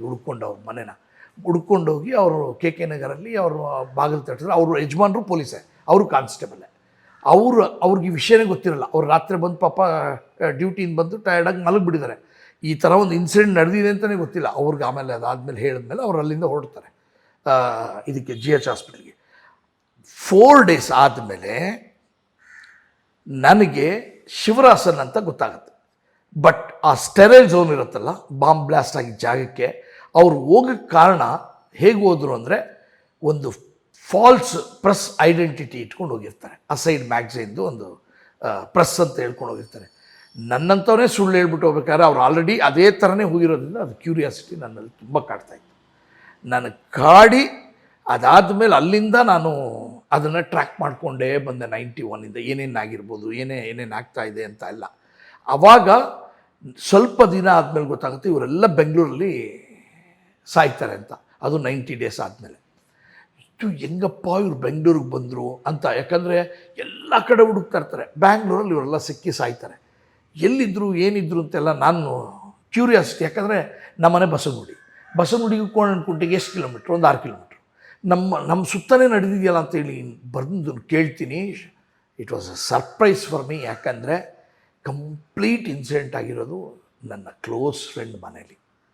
ನನಗೆ ತುಂಬ ಹತ್ತಿರವಾದಂಥ ಒಂದು ಫ್ಯಾಮಿಲಿ ಅಂದರೆ ಅದು ಮೃದುಲಾ. ಅವ್ರ ಬ್ರದರ್ಸು ಅಬ್ಬಿ ಆಗ್ಬೋದು, ಅರುಣ ಆಗ್ಬೋದು, ಬಾಬು ಆಗ್ಬೋದು. ನಾವೆಲ್ಲ ಚಿಕ್ಕ ವಯಸ್ಸಿಂದನೂ ಅವ್ರ ಮನೆ ಮುಂದೆ ಕ್ರಿಕೆಟ್ ಆಡಿಕೊಂಡು, ಅವರು ಕನ್ನಡ ಕ್ರಿಶ್ಚಿಯನ್ಸ್. ಅವರು ರಂಗನಾಥ್ ಬಂದು ತಮಿಳ್ ಮೊದಲೇಯರ್ಸು. ಅವರಿಬ್ಬರಿಗೂ ಮದುವೆ ಆಗ್ತದೆ, ಲವ್ ಮ್ಯಾರೇಜ್ ಆಗಿ ಮದುವೆ ಆಗ್ತದೆ ಆ 86ಅಲ್ಲಿ. ಯಾಕಂದರೆ 83ಇಂದ 85ವರೆಗೂ ರಂಗನಾಥ್ ಸ್ವಿಟ್ಜರ್ಲ್ಯಾಂಡಲ್ಲಿ ಇರ್ತಾರೆ. 86 ಆಸ್ಪಾಸ್ನಲ್ಲಿ ಅವ್ರಿಗೆ ಮದುವೆ ಆಗ್ತದೆ. ಆ ಮದುವೆಯಲ್ಲಿ ನಾನು ಚರ್ಚಲ್ಲಿ ಮದುವೆ ಆದಾಗ ಆ ಮದುವೆಯಲ್ಲಿ ನಾನು ಡ್ಯಾನ್ಸ್ ಮಾಡಿದ್ದೀವಿ, ತುಂಬ ಎಂಜಾಯ್ ಮಾಡಿದ್ವಿ. ಆಮೇಲೆ ಆ ವಿಡಿಯೋ ಎಲ್ಲ ಇವರು CBI ಹತ್ರ ಇದೆ ಅಂತಾರೆ. ಮೋಸ್ಟ್ಲಿ ನಮ್ಮನ್ನೆಲ್ಲ ವಿಚಾರಣೆ ಮಾಡ್ತಾರೆ ಅಂತ ನಮಗೆಲ್ಲ ಸರ್ಪ್ರೈಸ್ ಇತ್ತು, ಬಟ್ ಆಗಲಿಲ್ಲ. ಅದಾದಮೇಲೆ ಬಂದಮೇಲೆ ಗೊತ್ತಾಯಿತು ರಂಗನಾಥ್ ಮೃದುಲಾ ಅಂತ. ನನಗೆ ಅವಾಗ ಇನ್ನೂ ಜಾಸ್ತಿ ಕ್ಯೂರಿಯಾಸಿಟಿ, ಏನು ನಡೆದಿರ್ಬೋದು ಏನು ಅಂತ. ಅದಾದಮೇಲೆ ಇದೆಲ್ಲ ಹಿಡ್ದಾಕಿದ್ದು ಕೆಂಪಯ್ಯ ಆ್ಯಂಡ್ ಟೀಮ್ ಅಂತ ಗೊತ್ತಾಯಿತು. ಓಕೆ, ಕೆಂಪಯ್ಯನವ್ರು ನಿಂಗೆ ಅಂತ ಅಂದಾಗ ಚಿನ್ನೇಗೌಡನ್ನ ಇಟ್ಕೊಂಡು ಕೆಂಪಯ್ಯನ ಹತ್ರ 95ಅಲ್ಲಿ ಭೇಟಿ ಮಾಡಿ ಕೆಂಪಯ್ಯನವ್ರ ಹತ್ರ ಕಂಪ್ಲೀಟ್ ವಿಷಯ ತಿಳ್ಕೊಳ್ಳೋಕ್ಕೆ ಟ್ರೈ ಮಾಡ್ತೀನಿ. ಅವರು ಎಲ್ಲನೂ ನನಗೆ ಟೈಪ್ ಮಾಡೇ ಕೊಡ್ತಾರೆ, ಏನೇನು ನಡೀತು. ಆಮೇಲೆ ನೋಡ್ತೀನಿ ಯಾರ್ಯಾರು ಇನ್ವಾಲ್ವ್ ಆಗಿದ್ದಾರೋ ಅಲ್ಲಿ ಎಲ್ಲ ನನ್ನ ಕ್ಲೋಸ್ ಸರ್ಕಲಲ್ಲಿ ಇದ್ದವರು. ಇನ್ಸ್ಪೆಕ್ಟ್ರು ಬಂದು ನರಸಿಂಹಮೂರ್ತಿ ಅಂತ, ಅವ್ರು ಬಂದು ನಮ್ಮ ರಾಜ್ಕುಮಾರ್ ನಾಯಕ, ಅಂದರೆ ನಾವೆಲ್ಲ ರಾಜ್ಕುಮಾರ್ ಸಂಘದವ್ರು, ನಾವು ಅಭಿಮಾನಿ ಸಂಘದಲ್ಲಿದ್ದವರು. ಅಲ್ಲಿ ನಮ್ಮ ಸಂಘದಲ್ಲೇ ಇದ್ದಂಥ ನಾಗೇಶ್ ಅಂತ, ಅವನು ಬುಷ್ನಾಗ ಅಂತ ಕರಿತೀವಿ, ದೇವಯ್ಯ ಪಾರ್ಕು, ಸಾರಾ ಗೋವಿಂದ್ ಮನೆ ಪಕ್ಕದಲ್ಲೇ ಇರ್ತಾರೆ. ಅವ್ರ ಸ್ವಂತ ಬ್ರದರೇ ನರಸಿಂಹಮೂರ್ತಿ. ಆವಾಗ ನಾಗನ ಇಟ್ಕೊಂಡು ಇವರು ನರಸಿಂಹಮೂರ್ತಿಯವ್ರ ಹತ್ರ ಫುಲ್ ಏನು ನಡೀತು ಅಂತ ಅವ್ರ ಹತ್ರ ತೊಗೊಳ್ತೀವಿ. ಅದಾದಮೇಲೆ ಯಾವುದು ಕ್ಲೈಮ್ಯಾಕ್ಸಲ್ಲಿ ಅಂಬಾಸಡರ್ ಕಾರ್, ಪೊಲೀಸ್ ಜೀಪ್ ಯಾವುದು ಬಳಸಲ್ಲ ಅವರು, ಅಂಬಾಸಡರ್ ಕಾರ್ ತೊಗೊಂಡೋಗ್ತಾರೆ. ಅದು ನನ್ನ ಫ್ರೆಂಡು ಮಹಾಲಿಂಗಮ್ದು, ಅವರು ಇಲ್ಲೇ ಇದ್ದಾರೆ KR ರೋಡಲ್ಲಿ, ಇಲ್ಲೇ ತುಂಬ ಹತ್ರ 1.5 ಕಿಲೋಮೀಟರ್ ಇದ್ದಾರೆ. ಈ ಪ್ರತಿಯೊಂದು ನಡೆದಿರೋದು ನನ್ನ ಸುತ್ತ ಸರ್ಕಲ್ಲೇ ನಡೆದಿರೋದ್ರಿಂದ ಈಚ್ ಆ್ಯಂಡ್ ಎವ್ರಿ ಪಾಯಿಂಟ್ ನನಗೆ ಸಿಕ್ತು. ಆಮೇಲೆ ಪೊಲೀಸವರೆಲ್ಲ ಹೊರಗಡೆಯಿಂದ ಹೇಳಿದ್ರು ಹೊರಗಡೆ ಏನೇನು ನಡೀತು ಅಂತ. ಒಳಗಡೆ ಬೇಕಾದಾಗ ನಾನು ರಂಗನಾಥ್, ಸುಸೀಂದ್ರನು, ಯಾಕಂದರೆ 97ನಲ್ಲಿ ಇವರೆಲ್ಲ ಜೈಲಿಂದ ಆಚೆ ಬರ್ತಾರೆ, ಇವ್ರಿಗೆಲ್ಲ ಹ್ಯಾಂಗಿಂಗ್ ಆಗಿರುತ್ತೆ 28 ಜನಕ್ಕೆ ಸುಪ್ರೀಂ ಕೋರ್ಟ್ ಆರ್ಡರ್ ಆಗಿ ಇವರು ಅಷ್ಟು ಜನನ ಬಿಡುಗಡೆ ಮಾಡಿ 7 ಜನಕ್ಕೆ ಮಾತ್ರ ಹ್ಯಾಂಗಿಂಗ್ ಆಗುತ್ತೆ, ಮಿಕ್ಕಿದ್ದವ್ರನ್ನೆಲ್ಲ ರಿಲೀಸ್ ಮಾಡ್ತಾರೆ. ರಿಲೀಸ್ ಮಾಡಿದ ತಕ್ಷಣವೇ ರಂಗನಾಥ್ ಹತ್ರ ಹೋಗಿ, ಅಷ್ಟೊತ್ತಿಗೆ ಆಲ್ರೆಡಿ ಕೆಂಪಯ್ಯನವ್ರ ಹತ್ರ ಹೊರಗಡೆ ಕಲೆಕ್ಟ್ ಮಾಡ್ಕೊಂಡಿದ್ದೆ, ಮಿಕ್ಕಿದ್ದೆಲ್ಲ ಕಲೆಕ್ಟ್ ಮಾಡಿಕೊಂಡು ಹೊರಗಡೆ ಇದ್ದವ್ರದ್ದೆಲ್ಲ ಆಯಿತು. ಅದಾದಮೇಲೆ ರಂಗನಾಥ್ ಆಚೆ ಬಂದಮೇಲೆ ರಂಗನಾಥ್ ಹತ್ರ ಫುಲ್ಲು ಒಳಗಡೆ ಏನು ನಡೀತು ಮೃದುಲ್ ಹತ್ರ, ರಂಗನಾಥ್ ಹತ್ರ ವಿಷಯ ತೊಗೊಂಡೆ. ಸರ್, ಶ್ರೀಲಂಕಾದ ಜಾಪ್ನದಲ್ಲಿರೋ LTT ಆ್ಯಕ್ಟಿವಿಟೀಸ್ ಜೊತೆಗೂ ನಿಮ್ಗೆ ಸಂಪರ್ಕ ಇತ್ತು ಅಂತ ಕೇಳಿದ್ದೀನಿ. ಅವ್ರ ಜೊತೆಗೆ ನಿಮ್ಗೆ ಹೇಗೆ ಕಾಂಟ್ಯಾಕ್ಟ್ ಬೆಳೀತು? ಸರ್, ಆ್ಯಕ್ಚುಲಿ ನಾನು ಫಿಲ್ಮ್ ಮಾಡಿದ್ದು 2005 ಶೂಟಿಂಗ್ ಆಯಿತು. ಅದಾದಮೇಲೆ ಎಡಿಟಿಂಗ್ ಆಯಿತು. ಎಡಿಟಿಂಗ್ ಆದಮೇಲೆ ಡಬ್ಬಿಂಗ್ ಸ್ಟಾರ್ಟ್ ಮಾಡ್ತಿದ್ವಿ. ಡಬ್ಬಿಂಗ್ ಸ್ಟಾರ್ಟ್ ಮಾಡಿದ್ಮೇಲೆ ಟು ಬಿ ಫ್ರ್ಯಾಂಕ್, ರೆಕಾರ್ಡಿಂಗ್ ಎಲ್ಲ ಮಿಕ್ಸ್ ಆದಮೇಲೆ ಒಂದು ಕಾಪಿ ಅದು ಹೇಗೋಯ್ತು, ತಮಿಳ್ನಾಡಿಂದ ಹೋಯ್ತಾ ಹೇಗೋಯ್ತು ಗೊತ್ತಿಲ್ಲ, ಒಂದು ಕಾಪಿ LTT ಅವ್ರ ಕೈ ಸೇರಿದೆ. ಅವರು ಅಲ್ಲಿಂದ ನನಗೆ ಫೋನ್ ಮಾಡ್ತಾರೆ, LTT ಅವರು ದೊಡ್ಡ ದೊಡ್ಡ ಲೀಡರ್ಸೇ ಮಾತಾಡಿದ್ರು ನನ್ನ ಜೊತೆ ಅವಾಗ. ಆಮೇಲೆ ನಾನು ಮಾತಾಡ್ಬೇಕಾದ್ರೆ ನನ್ನ ಕೇಳಿದ್ರು, ನೀವು ತಮಿಳವರ ಅಂದರು. ಇಲ್ಲ ಅಂತ ಹೇಳಿದೆ. ಮತ್ತು ಯಾಕೆ ಈ ಥರ ಸಿನಿಮಾ ಮಾಡಿದ್ದೀರಾ ಅಂದರು. ಇಲ್ಲ, ಇದರಲ್ಲಿ ಪೇಯ್ನ್ ನೋಡಿದೆ, ಆ ಪೇಯ್ನ ಹೇಗಾದರೂ ಮಾಡಿ ತೆರೆ ಮೇಲೆ ತರಬೇಕು ಅಂತ ಹೇಳಿ ನನಗೆ ಗೊತ್ತಿರೋ ತಮಿಳಲ್ಲೇ ನಾನು ಮಾತಾಡಿದೆ, ಕನ್ವಿನ್ಸ್ ಮಾಡಿದೆ ಅವ್ರಿಗೆ. ಅದಾದಮೇಲೆ ಅವರು ಸರಿ ಓಕೆ, ಇದು ನಾವು ನಿಮ್ಮದು ಪಿಕ್ಚರ್ ನೋಡಿದ್ದೀವಿ ಅಂದರು. ನನಗೆ ನಗು ಬಂದುಬಿಡ್ತು. ಹೆಂಗೆ ನೋಡಿದ್ರಿ? ಇಲ್ಲ ಅದೆಲ್ಲ ಬಿಡಿ ಅಂದರು. ಯಾಕಂದರೆ ಇನ್ನೂ ರಿಲೀಸ್ ಆಗಿಲ್ಲ, ಸೆನ್ಸರ್ ಆಗಿಲ್ಲ, ಏನಿಲ್ಲ, ಅದು ಹಿಂಗೆ ನೋಡಿದ್ರೆ ಇಲ್ಲ ಅದನ್ನು ಬಿಡಿ ಅಂದರು. ಆಯಿತು ಓಕೆ, ರಿಲೀಸ್ ಮಾಡೋಕ್ಕೆ ಹೊರಟಿದ್ರಿ ಯಾವಾಗ ಅಂದರು. ನಾನು ಹೇಳಿದೆ ಜೂನ್ ಜುಲೈಯಲ್ಲಿ ರಿಲೀಸ್ ಆಗುತ್ತೆ ಫಿಲ್ಮು ಅಂತ ಹೇಳ್ತಾಯಿದ್ದೆ. ಆವಾಗ ನಮಗೆ 1-2 ಕರೆಕ್ಷನ್ಸ್ ಇದೆ, ಹೇಳ್ಬೋದಾ? ಖಂಡಿತವಾಗಿ ಹೇಳಿ, ನನ್ನ ಕೈಲಾಗಿದ್ದು ನಾನು ಮಾಡ್ತೀನಿ ಅಂತ ಅಂದೆ. ಹಾಗಾದರೆ ಒಂದು ಡೌಟ್ ಇದೆ ನಮಗೆ, ಅದರಲ್ಲಿ ಶಿವರಾಸನ್ನು ನಾನು ರಾಜೀವ್ ಗಾಂಧಿ ಕೊಂದಾಕಿ ತಪ್ಪು ಅಂತ ಹೇಳ್ಸಿದ್ದೀರಾ ನೀವು, ಅವನು ಹೇಳಿದ್ನ ಆ ಥರ ಅಂತ ಕೇಳ್ತಾರೆ. ಅದಕ್ಕೆ ನಾನು ಉತ್ತರ ಕೊಡ್ತೀನಿ. ನೋಡಿ, ನನಗಿದು ವಿಷಯ ಹೇಳಿದ್ದು ರಂಗನಾಥ್ ಜೊತೆಲಿ ಚರ್ಚೆಯಲ್ಲಿ ಈ ವಿಷಯ ಬರುತ್ತೆ. ರಂಗನಾಥ್ನ ತಾವು ಕೇಳ್ಬೋದಲ್ವ, ರಂಗನಾಥ್ ಆಲ್ರೆಡಿ ಜೈಲಿಂದ ಹೊರಗಡೆ ಬಂದರೆ ಅವ್ರನ್ನ ಹತ್ರ ಮಾತಾಡೋದು ನಿಮ್ಗೆ ವಿಷಯ ಗೊತ್ತಾಗತ್ತಲ್ವ ಅಂದರು. ಸರಿ ಆಯಿತು ಬಿಡಿ, ಅದನ್ನು ನಾವು ವಿಚಾರಣೆ ಮಾಡ್ಕೊಳ್ತೀವಿ ಅಂದರು. ಅದಾದಮೇಲೆ ಇನ್ನೊಂದು ಬಾಳೆ ಮರದ್ದು ನೆರಳು ಮನೆಯೊಳಗೆ ಬಿದ್ದರೆ ನಮ್ಮಂಥ ಯೋಧರಿಗೆ ಆಗಲ್ಲ ಅಂತ ಹೇಳ್ಸಿದ್ದೀರಾ ಶುಭನ್ ಕೈಲಿ, ಅದು ಹೇಳಿದ್ರ? ಹೌದು, ಅದನ್ನು ರಂಗನಾಥೇ ಹೇಳಿರೋದ್ರಿಂದ, ಯಾಕಂದರೆ ಅಷ್ಟು ಪ್ರಿಸೈಸಾಗಿ ಹೇಳಿದ್ದಾರೆ ರಂಗನಾಥ್. ಆ ಬಾಳೆ ದಿಂಡು ಇಲ್ಲಾಂದರೆ ಅದು ಅಷ್ಟು ಅವ್ರ ಮೈಂಡಲ್ಲಿ ಹಿಂಗೆ ಬರೋಕ್ಕೆ ಸಾಧ್ಯ. ಯಾಕಂದರೆ ನಾ ಮನೆಗೆ ಹೋದಾಗ ನಾನು ನೋಡಿದ್ದೀನಿ ಬಾಳೆ ಮರಗಳೆಲ್ಲ ಇತ್ತಲ್ಲ ಅಂತ ನಾನು ಅಂದಾಗ, ಹೌದಾ ಸರಿ ಅಂತ ಹೇಳಿ ಅದನ್ನು ಬಿಡೋಣ, ಇನ್ನೊಂದು ಕರೆಕ್ಷನ್ ಮಾಡೋಕ್ಕಾಗ್ತದೆ ಅಂದರು. ಹೇಳಿ, ಖಂಡಿತವಾಗಿ ನನ್ನ ಕೈಲಾಗಿದ್ದರೆ ನಾನು ಮಾಡ್ತೀನಿ ಅಂದೆ. ಅದರಲ್ಲಿ ಎಲಿಫೆಂಟ್ ಪಾಸ್ನಲ್ಲಿ ಆಯ್ದತ್ತು ತಿರುಡಿ ನೋವು ಅಂತ ಇದೆ, ಅಂದರೆ ಕಳ್ತನ ಮಾಡಿದ್ದೀವಿ ಅಂತ ನೀವು ಶುಭನ್ ಬಾಯಲ್ಲಿ ಹೇಳ್ತಿದ್ದೀರ. ನಾವು ಕಳ್ತನ ಮಾಡಲ್ಲ, ಕೈಪಟ್ರಿ ನೋವು ಅಂದರೆ ಪ್ರೊಕ್ಯೂರ್ ಮಾಡ್ಕೊಂಡ್ವಿ ಅಂತ ಹೇಳ್ಸೋಕ್ಕಾಗತ್ತ. ಇದು ಖಂಡಿತವಾಗಿ ಹೇಳಿಸ್ತೀನಿ. ಯಾಕಂದರೆ ನಾವು ಆರ್ಮಿ ಥರ ನಾವು ಅಲ್ಲಿ ವಾರಲ್ಲಿ ನಾವು ಅದನ್ನು ಪ್ರೊಕ್ಯೂರ್ ಮಾಡ್ಕೊಳ್ತೀವಿ, ಅವ್ರನ್ನ ಹೊಡೆದಾಕ್ದಾಗ ಅದನ್ನು ನಾವು ನಮ್ಮ ವಶಕ್ಕೆ ತೊಗೊಳ್ತೀವಿ. ಈ ಥರ ಹೇಳ್ಸೋಕ್ಕಾಗತ್ತಂದ್ರೆ ಖಂಡಿತವಾಗ್ಲೂ ಅದನ್ನು ನನ್ನ ಕೈಲಿ ಆಗ್ತದೆ. ಇದು ಡಬ್ಬಿಂಗಲ್ಲಿ ನಾನು ಕರೆಕ್ಷನ್ ಮಾಡ್ತೀನಿ ಅಂತ ಹೇಳಿ ಕರೆಕ್ಷನ್ ಮಾಡಿಕೊಟ್ಟೆ. And they are very happy. ಅದಾದಮೇಲೆ ಇದೇ ಥರನೇ ಚರ್ಚೆ ನನ್ನ ಜೊತೆಲಿ ನಡೀತಾನೆ ಇತ್ತು. ಫಿಲ್ಮು ರಿಲೀಸ್ ಆಗೋಕ್ಕೆ ನನಗೆ ಭಯ ಇತ್ತು. ಅದಾದಮೇಲೆ ಅಷ್ಟೊತ್ತಿಗೆ ಆಲ್ರೆಡಿ ಇಲ್ಲಿ ದೊಡ್ಡ ಗಲಾಟೆ ನಡೀತಿತ್ತು, ಚೇಂಬರ್ಗೂ ಮತ್ತು ಸೆನ್ಸಾರ್ ಬೋರ್ಡ್ಗೂ. ಯು ಸರ್ಟಿಫಿಕೇಟು, ಎ ಸರ್ಟಿಫಿಕೇಟು, ನಮ್ಮದೆಲ್ಲ ಎ ಸರ್ಟಿಫಿಕೇಟ್ ಕೊಡ್ತಾರೆ ಚಂದ್ರಶೇಖರ್ ಅಂತ ಹೇಳಿ ಅವ್ರ ಮೇಲೆ ದೊಡ್ಡ ಗಲಾಟೆ ನಡೀತಾ ಇತ್ತು. ಈ ಸಿನಿಮಾ ಸೆನ್ಸಾರ್ಗೆ ಹೋಗ್ತದೆ. ಸೆನ್ಸಾರ್ಗೆ ಹೋಗಿದ ತಕ್ಷಣ ಅವರು ಫಿಲ್ಮ್ ನೋಡಿ ಯು ಸರ್ಟಿಫಿಕೇಟ್ ಕೊಡ್ತಾರೆ. 3 ಸಲ ನೋಡ್ತಾರೆ. ಆ್ಯಕ್ಚುಲಿ ಫಿಲ್ಮ್ನ 3 ಸಲ ನೋಡಿ 2 ಸಲ ಮಾತ್ರ ನನ್ನ ಹತ್ರ ದುಡ್ಡು ಕಟ್ಸ್ಕೊಳ್ತಾರೆ. 1 ಸಲ ದುಡ್ಡು ಕಟ್ಸ್ಕೊಳ್ಳಲ್ಲ ಪಾಪ ಅವರು, ಹಂಗೆ ನೋಡ್ತಾರೆ. ಅವ್ರ ಟೀಮ್ ನೋಡಿ ಯು ಸರ್ಟಿಫಿಕೇಟ್ ಕೊಡ್ತಾರೆ. ಎಷ್ಟು ಗಾಢವಾಗಿ ಚರ್ಚೆ ಆಗಿದೆ ಅಂತ ನಿಮಗೆ ಅರ್ಥ ಆಗ್ತದೆ. ಅದಾದಮೇಲೆ ಯು ಸರ್ಟಿಫಿಕೇಟ್ ಕೊಡ್ತಾರೆ. ಅದು ಆಮೇಲೆ ಅವರೇ ಬಂದು ಮೀಡಿಯಲ್ಲಿ ಹೇಳ್ತಾರೆ, ನೋಡಿ, ನಮಗೂ ಚೇಂಬರ್ಗೂ ಮತ್ತು ಕನ್ನಡ ಇಂಡಸ್ಟ್ರಿಗೂ ಗಲಾಟೆ ನಡೀತಾನೆ ಇದೆ. ನಾವೆಲ್ಲ ಫಿಲ್ಮ್ಸ್ಗೂ ಎ ಸರ್ಟಿಫಿಕೇಟ್ ಕೊಟ್ಬಿಡ್ತೀವಿ, ಕಟ್ ಮಾಡೋಕ್ಕೆ ಹೇಳ್ತೀವಿ. ಸಾರಿ, ಇಷ್ಟು ಸೆನ್ಸಿಟಿವ್ ಸ್ಕ್ರಿಪ್ಟು, ಇಷ್ಟು ಇದಾಗಿರೋದನ್ನು ನಾವು ಯು ಸರ್ಟಿಫಿಕೇಟ್ ಕೊಡ್ತೀವಿ. ಬೇಕಾದರೆ ಈ ಥರ ಸಿನಿಮಾಗಳು ನಾವು ಕೊಡ್ತೀವಿ. ನಾವು ಗೈಡ್ಲೈನ್ಸ್ ಏನಿದೆಯೋ ನಮ್ಮ ಸೆನ್ಸಾರ್ ಬೋರ್ಡ್ನಲ್ಲಿ ಅದನ್ನು ಇಟ್ಕೊಂಡು ಮಾಡಿರೋದ್ರಿಂದ ನಾವು ಇದಕ್ಕೆ ಯು ಸರ್ಟಿಫಿಕೇಟ್ ಕೊಡ್ತೀವಿ ಅಂತೇಳಿ ಯು ಸರ್ಟಿಫಿಕೇಟ್ ಬಂತು. ಓಕೆ ಸರ್, ಈ ಸಿನಿಮಾಗೆ ನೀವು ಸಾಕಷ್ಟು ರಿಸರ್ಚ್ ಮಾಡಿದಿರಿ, ತುಂಬ ಓಡಾಡಿದಿರಿ, ತುಂಬ ಜನ ಸಂಪರ್ಕ ಮಾಡಿದಿರಿ, ಎಲ್ಲ ಮಾಡಿದಿರಿ. ಬಟ್ ಜನಸಾಮಾನ್ಯರಿಗೆ ಗೊತ್ತಿಲ್ಲದೆ ಇರೋದು ಅಥವಾ ಮಾಧ್ಯಮ ಗೊತ್ತಿಲ್ಲದೆ ಇರೋ ಹೊಸ ವಿಷಯ ಏನಾದರೂ ತಮ್ಮ ಗಮನಕ್ಕೆ ಬಂತ ಆ ಸಂದರ್ಭದಲ್ಲಿ? ಸರ್ ತುಂಬ ಸರ್, ಆ್ಯಕ್ಚುಲಿ ಸರ್ ನಾನು ಹೇಳಬೇಕು ಅಂದರೆ I am nothing but a ಜರ್ನಲಿಸ್ಟೇ ಸರ್. ನಾನು ಕೂಡ ಇನ್ವೆಸ್ಟಿಗೇಷನ್ ಜರ್ನಲಿಸಮ್ ಥರ ಅಷ್ಟೇ ನನ್ನ ಕೆಲಸ. ಹೋಗಿ ಪ್ರತಿಯೊಬ್ಬರೂ ಇಂಟರ್ವ್ಯೂ ಮಾಡ್ತೀನಿ. ಇಂಟರ್ವ್ಯೂ ಮಾಡಬೇಕಾದ್ರೆ ಅದು ನನಗೇನೆಂದರೆ ಹಿಯರ್ ಆ್ಯಂಡ್ ಸೇ ನಾನು ನಂಬಲ್ಲ. ಈಗ ನಾನು ಕೇಳಿಸ್ಕೊಂಡೆ, ನಂಗೆ ಗೊತ್ತಾಯ್ತಿದ್ದು ಅಂದರೆ ನಾನು ನಂಬಲ್ಲ. ಅವತ್ತಿನ ದಿನ ನೀವು ಅಲ್ಲಿ ಇದ್ದೀರಾ ಅಂತ ಕೇಳ್ತೀನಿ. ಇದ್ದರೆ ಮಾತ್ರ ಅದನ್ನು ನಾನು ರೆಕಾರ್ಡ್ ಮಾಡ್ತೀನಿ. ಯಾಕಂದರೆ ಇಲ್ಲ ಅಂದರೆ ಅವ್ರಿಗೆ ಯಾರೋ ಒಬ್ರು ಕಿವಿ ಮಾತು ಹೇಳಿರ್ತಾರೆ, ಅವ್ರಿಗೆ ಇನ್ನೊಬ್ರು ಯಾರೋ ಕಿವಿ ಮಾತು ಹೇಳಿರ್ತಾರೆ. ಅದರಲ್ಲಿ ಸಾಕಷ್ಟು ಹೂವುಗಳು ಬಂದ್ಬಿಡುತ್ತೆ. ನಮಗೆ ನಂಬಿಕೆ ಕರೆಕ್ಟಾ ಸುಳ್ಳ ಅಂತ ನಮ್ಮ ಕೈ ಜಡ್ಜ್ ಮಾಡೋಕ್ಕಾಗದಿರೋ ಥರ ಹೋಗ್ತೀವಿ. ಅವರಿದ್ದರೂ ಟೈಮು ಆ್ಯಕ್ಯುರೇಟ್ ಇದ್ದರೆ ಮಾತ್ರ ನನಗೆ ಅದು ನಿಜ ಅನಿಸುತ್ತೆ. ಅದೇ ಥರನೇ ಅವತ್ತಿನ ದಿನ ಇವ್ರು ಹೇಳ್ಬೋದು, ಓಕೆ ನನಗೆ ಹಿಂಗೆ ಆಗೋಯ್ತು ರೀ ಅಂತ ಅಂದರೆ ಅದನ್ನು ನಂಬಕ್ಕೆ ಆಪೋಸಿಟ್ ಸೈಡ್ಲಿಂದ ಅವತ್ತಿನ ದಿನ FIR ಆಗಿದೆಯಾ, ಅದೇ ಥರ ಜಾಗದಲ್ಲಿ ಅದು ನಡೆದಿದೆಯಾ ಅಂತ ಹೊರಗಡೆ ಅವ್ರು ಹೇಳಬೇಕು. ಅವತ್ತಿನ ದಿನ ಅಲ್ಲಿ ಪೊಲೀಸ್ ಇನ್ವೆಸ್ಟಿಗೇಷನು ಯಾರೋ ಹೇಳಿದ್ರೆ ಆವಾಗ ನನಗೆ ಗೊತ್ತಾಗುತ್ತೆ, ಓಕೆ ಇದು ಕೌಂಟ್ ಕರೆಕ್ಟಾಗಿದೆ, ಮ್ಯಾಚ್ ಆಗ್ತಿದೆ, ಟೈಮು, ಡೇಟು, ಟೈಮು, ಪ್ಲೇಸು, ಜನ ಎಲ್ಲನೂ ಅಂತ ಹೇಳಿ ಅದನ್ನು ಹಾಗೇ ತೋರ್ಸೋಕ್ಕೆ ಇಷ್ಟಪಡ್ತೀನಿ. ಅದಾದಮೇಲೆ ರಿಯಲ್ ಸ್ಪಾಟ್ಗಳಲ್ಲಿ ಶೂಟ್ ಮಾಡೋಕ್ಕೆ ಆಸೆ ಪಡ್ತೀನಿ ನಾನು. ಆಮೇಲೆ ರಿಯಲ್ ಹೆಸ್ರುಗಳು ನೀವು ಯಾವುದೇ ಥರ ನೋಡಿ, ಸೈನೈಡ್ ಆಗ್ಬೋದು, ಪೊಲೀಸ್ ಕ್ವಾರ್ಟರ್ಸ್ ಆಗ್ಬೋದು, ಅದಾದಮೇಲೆ ವೀರಪ್ಪಂದ ಅಟ್ಟಹಾಸ ಆಗ್ಬೋದು, ಎಲ್ಲ ಸಿನಿಮಾಲು ರಿಯಲ್ ನೇಮ್ಸ್, ಫೇಕ್ ನೇಮ್ಸ್ ಅಂತೂ ನಾನು ಇಡೋಕ್ಕೆ ಹೋಗಲ್ಲ. ಇವಾಗ ಯಾಕಂದರೆ DCP ಅವತ್ತಿನ ದಿನ ಕೆಂಪಯ್ಯ, ಅವತ್ತು ಕೆಂಪಯ್ಯನೇ ಅಷ್ಟೇ, ರಾಮಲಿಂಗಂ ಕಮಿಷನರ್ ಅಷ್ಟೇ ಅವರೇ, ಕಾರ್ತಿಕೇಯನ್ ಸರ್, ಶಿವರಾಸನ್ ಅಂದರೆ ಶಿವರಾಸನ್, ಶುಭ ಅಂದರೆ ಶುಭ. ಅದೇ ರೀತಿ ಅಟ್ಟಾಸಲು DG ವಿಜಯಕುಮಾರ್ ಅಂದರೆ ವಿಜಯಕುಮಾರ್ ಅವರು, ಸೆಂದಾಮರಕಣ್ಣನು, ವೀರಪ್ಪನ್ ಅಂದರೆ ವೀರಪ್ಪನ್, ಅಣ್ಣವ್ರು ಅಂದರೆ ಅಣ್ಣವ್ರು ಅಷ್ಟೇ. ಅದು ಚೇಂಜ್ ಮಾಡೋಕ್ಕೆ ಹೋಗಲ್ಲ ನಾನು, ಯಾಕಂದರೆ ಅದು ನಡೆದಿರೋದು.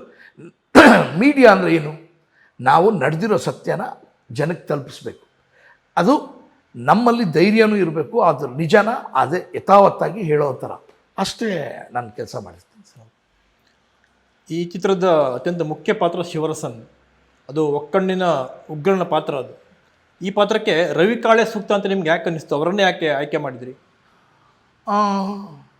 ಆ್ಯಕ್ಚುಲಿ ಅದು ಟ್ರಿಕಿ ಕ್ವಶನ್ ಇದೆ. ಆ್ಯಕ್ಚುಲಿ ಫಸ್ಟು ಆ ಕ್ಯಾರೆಕ್ಟ್ರ್ ಮಾಡಬೇಕು ಅಂದ್ಕೊಂಡಿದ್ದು ನಾನು ಮಾಡಬೇಕು ಅಂತ ಅಂದ್ಕೊಂಡು ಅದಕ್ಕೆ ಪ್ರಾಕ್ಟೀಸ್ ಮಾಡ್ತಿದ್ದೆ. ಒಂದು ಕಡೆಗೆ ಸ್ಟಿಕ್ಕರೆಲ್ಲ ಹಾಕಿ ಪ್ರಾಕ್ಟೀಸ್ ಮಾಡಬೇಕಾದ್ರೆ ನನ್ನ ಕ್ಯಾಮ್ರಾಮನ್ ಏನು ಮಾಡಿದ್ರೆ, DOP ಇಲ್ಲ ನೀನು ಅಲ್ಲೂ ಡೈರೆಕ್ಷನ್ಲು ಮತ್ತು ಇಲ್ಲೂ ಕಾನ್ಸಂಟ್ರೇಟ್ ಮಾಡೋದು ಸ್ವಲ್ಪ ಪ್ರಾಬ್ಲಮ್ ಆಗುತ್ತೆ, ನಾವು ಬೇರೆಯವ್ರನ್ನ ಹುಡ್ಕೋಣ ಅಂತಂದ. ಅವ್ರು ಏನು ಹೇಳ್ತಾನೋ ಓಕೆ ಅಂತ ಅಂದ್ಬಿಟ್ಟು, ಯಾಕಂದರೆ ಆವತ್ತಿನ ದಿನ Randy was one of the big cameraman, Rathnavel ನನ್ನ ಕ್ಲಾಸ್ಮೇಟ್ ಅವರು.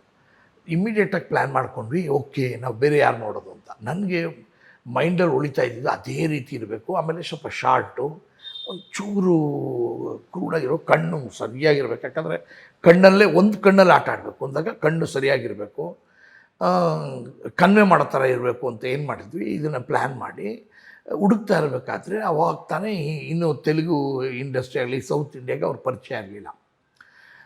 ಸರ್ಕಾರನ ನಾನು ನೋಡ್ತೀನಿ. ಸರ್ಕಾರ ನೋಡಿದ ತಕ್ಷಣ ಅದರಲ್ಲಿ ಅಮಿತಾಬ್ ಬಚ್ಚನ್ ಜೊತೆಲಿ ಮಾಡಿರ್ತಾರೆ, ಅದರಲ್ಲಿ ಫುಲ್ ತಲೆ ಬೋಡ್ಸ್ಕೊಂಡಿರೋ ಒಂದು ಕ್ಯಾರೆಕ್ಟರ್.